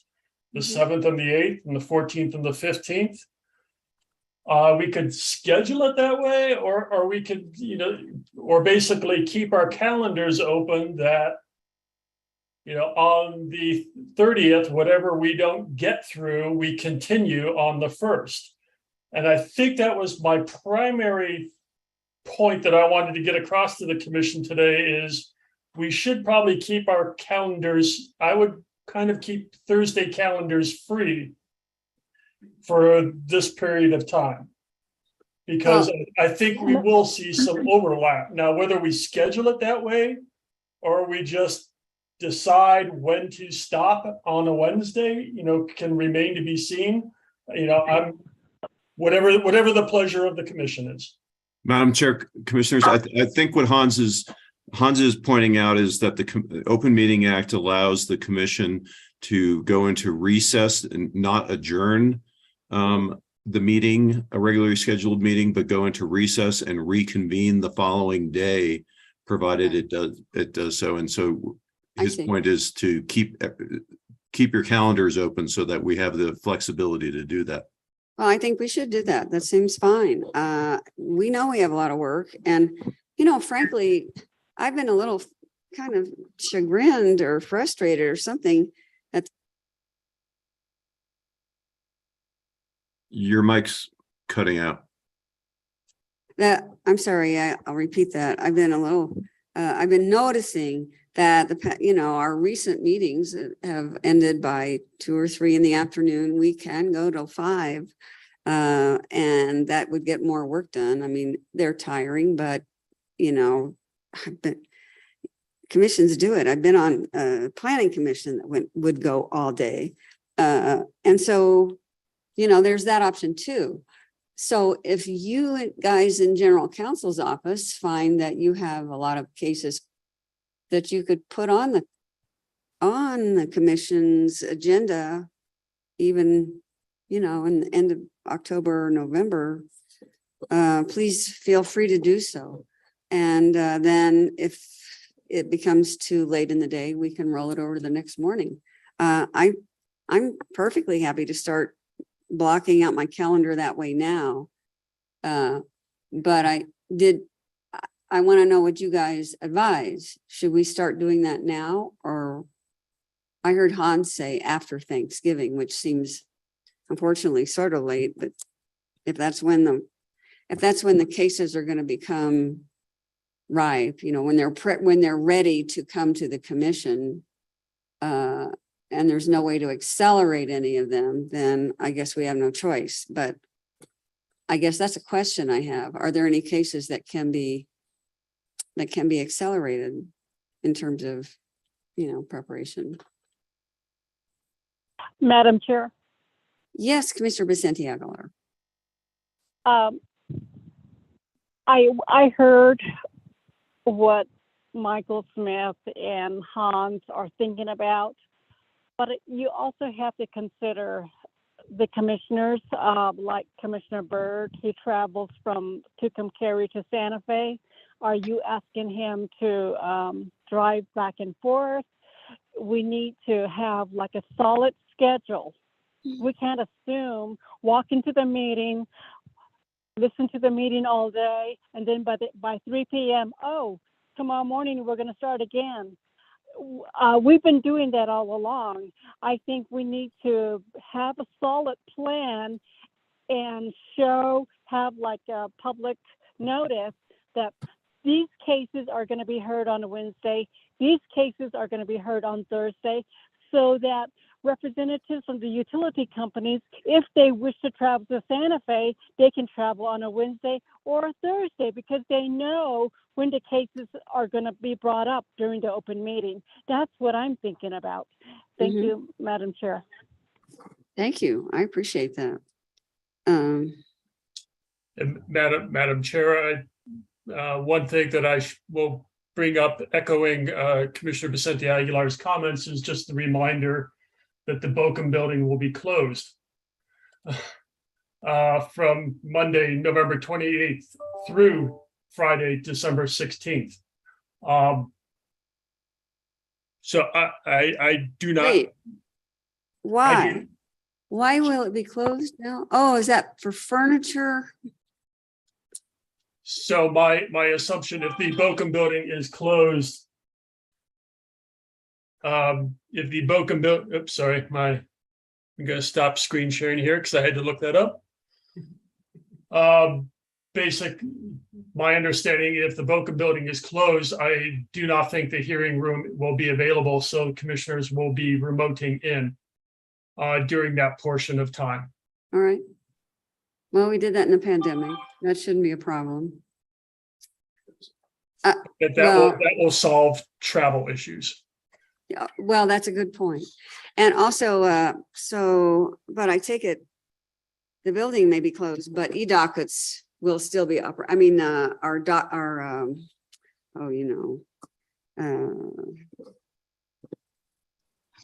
forgetting the term for Melanie's shop. What's that called? What's that? Records. The records office will be open in the mailroom and everything. Okay, so we'll still be in business. All right. Well, thank you for reminding us of that contingency, Hans. I appreciate it. All right. Any other comments on the scheduling issues, commissioners? If not, Hans will.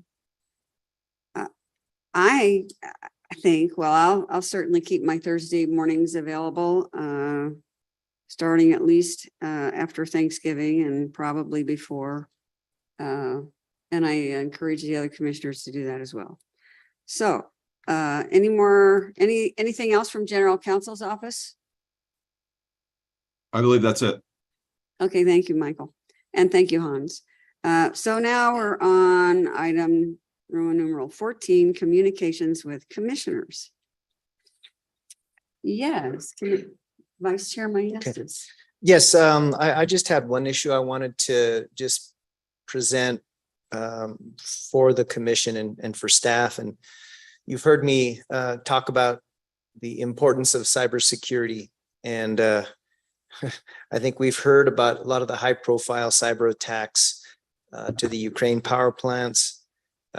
Recently, major airports across our country were being hacked. Our own regulation and licensing department was hacked. And some of the experts say that these cyber attacks come in waves. And I think the highest profile cyber attack was on the Colonial Pipeline. It's a major pipeline that delivers gasoline and jet fuel from Houston all the way to the southeast. And it pretty much stopped operations for around 6 days. It was a ransomware attack where they had to pay about $4.4 million. The FBI recovered about half of that. So why do I bring up Colonial Pipeline? Because it's a clear example where physical infrastructure can be interrupted, critical infrastructure. And based on the Biden administration's recent letter to all governors across the country about 2-3 months ago, that our adversaries like Russia, China, and Iran are already targeting major utility infrastructure. And so we, I think, as regulators, need to be vigilant in ensuring that the utilities have adequate cybersecurity plans and protocols for dealing with certain events. And so I think that's where we come in. I think it's our responsibility to get these assurances from investor-owned utilities.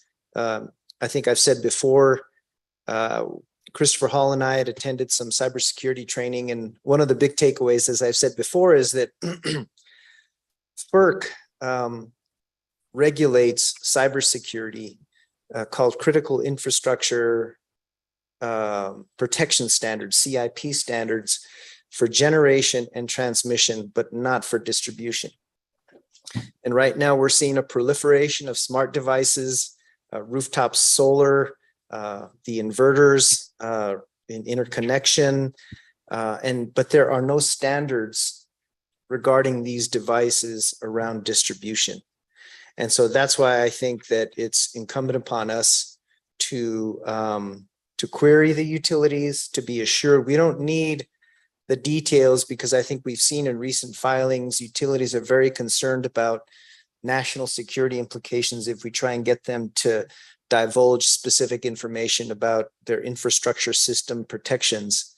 And so what I'd like to propose to the commission is that we open an inquiry docket, and we can, call it whatever you want, something to the effect of, in the matter of a commission inquiry in public utility, cybersecurity, and preparedness. NARUC has put together an incredibly beneficial guide, and it has a whole array of questions for the utilities to ask. They're numerous, and we can pick, just certain ones that are maybe more general and don't require a lot of detail. But I think the time has come, it's probably passed for us to really open a formal inquiry. And I can say that PNM has reached out, and when I was chairman, they gave me a briefing, but it was just me. And it was because of their privacy and confidentiality concerns that they only briefed me on it. SPS has reached out to us. In fact, they're gonna be making a brief presentation, but I think it's only fair for the entire commission to be involved and for all the utilities to be responding to the same set of inquiries. And so there'll be more to come, but I'm inviting any comments, at least at this point, from commissioners about this. And look, and I understand that cybersecurity is an element of grid modernization, but I really feel like in this case, we need a special focus on cybersecurity instead of having it as one of many elements in grid mod. And so my hope is that all of you, my colleagues, will agree philosophically of the need to go forward with this apart from the grid mod docket and related actions. That's all I had, Madam Chair. I don't know if anyone has any questions for me. I guess the one question that always comes to my mind is how do we manage to keep secret things that are supposed to be secret when we're doing something like a notice of inquiry? I mean, everything would have to be filed under seal or something like that. And then, you know, 5 people instead of 1 knowing stuff. I mean, it just, and then we're no longer commissioners. People talk about stuff. And so I wonder, how do we manage the necessary secrecy that's involved here? It's not just confidentiality, it's secrecy. That's a good question, Madam Chair. In fact, in the cybersecurity training, the instructor cited some model states that have been very proactive in cybersecurity. I think the first state that comes to mind is New Jersey. Right after 9/11, they worked with the legislature to pass statutes where they have, pretty robust cybersecurity requirements in New Jersey. Pennsylvania also has a formal docket on cybersecurity.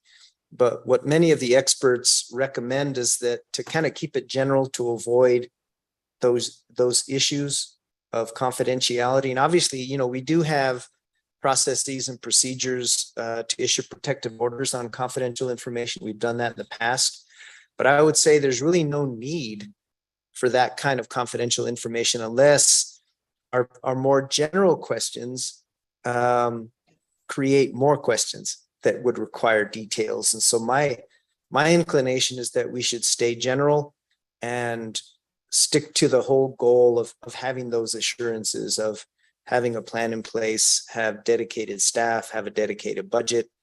How do you prepare for an attack? Do you have tabletop exercises? Well, how do you do it? And if you're attacked, how do you restore, your systems? And so is that our need to know, though? I mean, once you start asking questions like that require some detailed information, then that might be the very information you don't want to release. That's where I think we should figure out what are the limits of what we should be trying to find out. And what I can do, Madam Chair, is there's already a list of questions that NARUC has out there. I've looked through them, but I think maybe Christopher and I will send them out to all the commissioners. They can take a look at them, and then we can go from there in opening the docket. Also, I don't know if we'll do it next week, but if we do, I want to bring a subject matter expert on cybersecurity to present to the full commission. So that's kind of my plan, but I really feel like, and not to mention the governor just set up a cybersecurity committee. I haven't heard much about it, but I think she saw the letter from the Biden administration. She took decisive action to form this committee. I don't know where they're at in the formation and deliberations of her cybersecurity committee, but certainly there's already movement here in New Mexico. But I think our job is to get the assurances that at a minimum, the investor-owned utilities are prepared for a cyber attack. And I think at some point, perhaps once we deal initially with investor-owned utilities, we can focus our attention on the co-ops as well, because there is federal funding for cybersecurity offered at the federal level too. And I hope we can do what we did during the pandemic, and that's facilitate this federal aid to regulated entities here in New Mexico. I think something like that would be really consistent with our jurisdiction, which is to require, adequate service from utilities, and to the extent they need tools to help them defend against cyber attacks. That would be something that would absolutely be in our wheelhouse. But beyond our responsibility to make sure utilities can provide adequate service, I get very concerned about our need to know, because it doesn't enhance secrecy if more people know than need to know. So that's just my personal philosophy, having worked at a national labs. Sure. You don't get to know much beyond your own job there. But I would definitely be interested in seeing what the NERC questions are and how NERC frames a state commission's scope of responsibilities. So thank you for thinking of this, and I look forward to seeing what you can bring to the commission and have us get educated on. You bet. That's all I had, Madam Chair. Okay, great. Any other commissioners have anything they want to bring to the attention of the commission? Madam Chair, Yes, Commissioner Fishman. a couple of items. First of all, I'm being abandoned by my executive assistant as of the end of this month. That's true. It's sad, sad, sad, sad, sad. But he's going to be taking a position with OGC as attorney 3, I think. Yeah. Actually, I think it'll be great for all of us. We all know OGC has just been hammered with work, and those of us who have worked with Robert know that he really knows how to get things out promptly and clearly, and I think it'll be great for OGC and great for Robert. So seriously, I want to congratulate him. And I think he's going to make all of our work easier for these last couple months helping out in OGC. It's true. So Commissioner Fishman, do you consider this poaching if it's done within the family?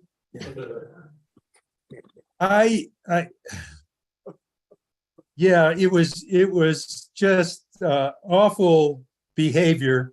Clearly OGC is a bad actor in this case.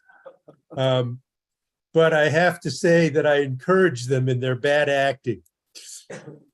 So anyway, I just think it's great for everybody, and I think it's great for the agency. And so congratulations, Robert. I think congratulations to OGC as well. And I just hope it works out great for everybody. We agree. And Commissioner Fishman, I want to thank you for your sacrifice. I mean, your loss is our collective gain. So well, thank you for jumping in and pointing out. I thought you meant like the next commission. No. Well, No. thank you for coming in and pointing my out my mindset. sacrifice. Sorry. What did you say, Commissioner Yeah, we're Fishman? crying for you. I said, thank you for recognizing my sacrifice. Because I know Commissioner Byrd just has no sympathy for what I'm going to be going through. Okay, well, thank you for that, Commissioner Fishman. Was that, I thought you Commissioner said you- Fishman, we've already moved on. I've got it. Yes, I can tell. I've got another item. Yes, I thought you which- had another item. Please, please. Which is, Notwithstanding the racket I here in this room. I was in Aspen for the little regulatory free market confab funded by the Koch brothers. So I went there, but it was paid for by the Koch brothers and a couple of other folks. But a lot of smart commissioners from a lot of places were there looking at free market principles in regulation. And a couple things came up. One is I was talking with Thad, a commissioner over in Utah, And it turns out that our new IRP rule and procurement rule with the independent monitor, our independent monitor provisions are virtually identical to what Utah already has in place. And Thad was telling me that it has just been terrifically beneficial and successful for them. So that was encouraging news. Second thing was we did a lot of discussion about URI and the regulatory problems that exposed. And there was a lot of discussion about whether we should be enforcing guardrails on the market to limit it. And of course, the folks giving this symposium, whatever you want to call it, were very much free market advocates and really focused on the idea of hedging techniques rather than regulation to handle situations like URI. And I think it'd be a great idea to follow up with our contract economist, Mr. Seitan. Did I pronounce that right? And have him look into whether it makes sense to set up some parameters in our rules about how to hedge in the fuel markets and the minimum amount of hedging that our utilities should be doing so the customers aren't subject to huge sudden price spikes. And, there's pros and cons, but it seems to me an economist would be a perfect person to look into it. And what I'd like to do is just write a short little summary and send it off to Seitan and see if we could have him work on that. So I wanted to alert the commission that I was thinking of doing that. Any problems or objections? I go through you. Yes, you can go through me. Yes, that's fine. According to the scope of work, whatever projects are given to Mr. Shaitan, go through me so I can make sure that he can manage it all and we got it scheduled. So if you want to have a project go through me, you can, Steve. And Vice Chair Maestas was asking that question, but I think you were asking on behalf of Steve, essentially. Yeah, they go through me. According to so anyway, there it is. I learned something by going to a Koch brothers sponsored symposium. One other interesting thing that I noticed was that several commissions were frustrated, as I mentioned earlier in the meeting, about the lack of utilization of smart meters that they'd invested a lot of money in getting installed. And a couple different commissioners mentioned to me that, and some from conservative states were saying that they're beginning to feel like they're going to need to do opt-out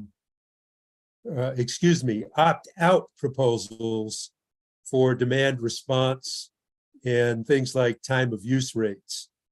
And so I found that very interesting that there's been kind of a frustration across the board with that. And that folks are considering that more prescriptive approach of opt-out proposals for time of use rates and similar demand response related programs. So that's pretty much what I wanted to alert you all to. Thank you. Well, thank you, Steve. That's really interesting. And I'm glad to hear that other states are reaching that position. I personally think opt-out is the best way to go, because otherwise you don't get as much participation in a program and then it doesn't work. So thank you for all that information. Well, one final thing is I would recommend for senior staffers, in particular, Director of Utilities and others, to attend this event at the Aspen Institute. It happens annually. And it was just really great discussions from really well-informed people. And all done very much in a free market context, but not a lot of proselytizing, a lot of really good discussion. I'm glad you enjoyed it and got some benefit out of it. Any other commissioner communications? Commissioner Vicente Aguilar? Do you have any communications? No, Okay, thank you. All right. We're no. adjourned. We're adjourned. What are you doing this evening? What time?